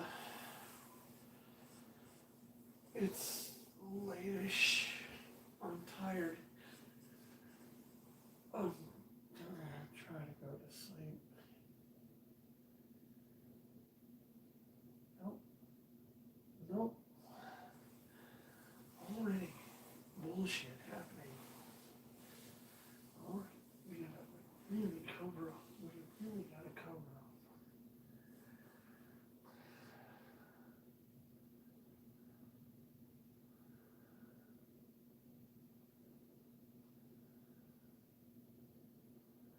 Really?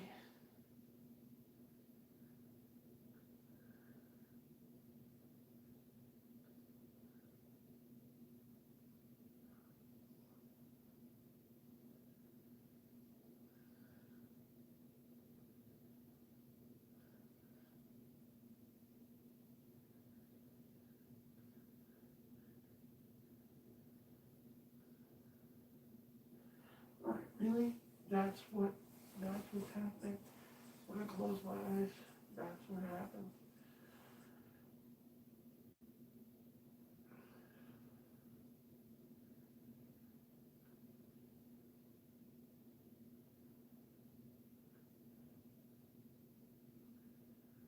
Alright, cool.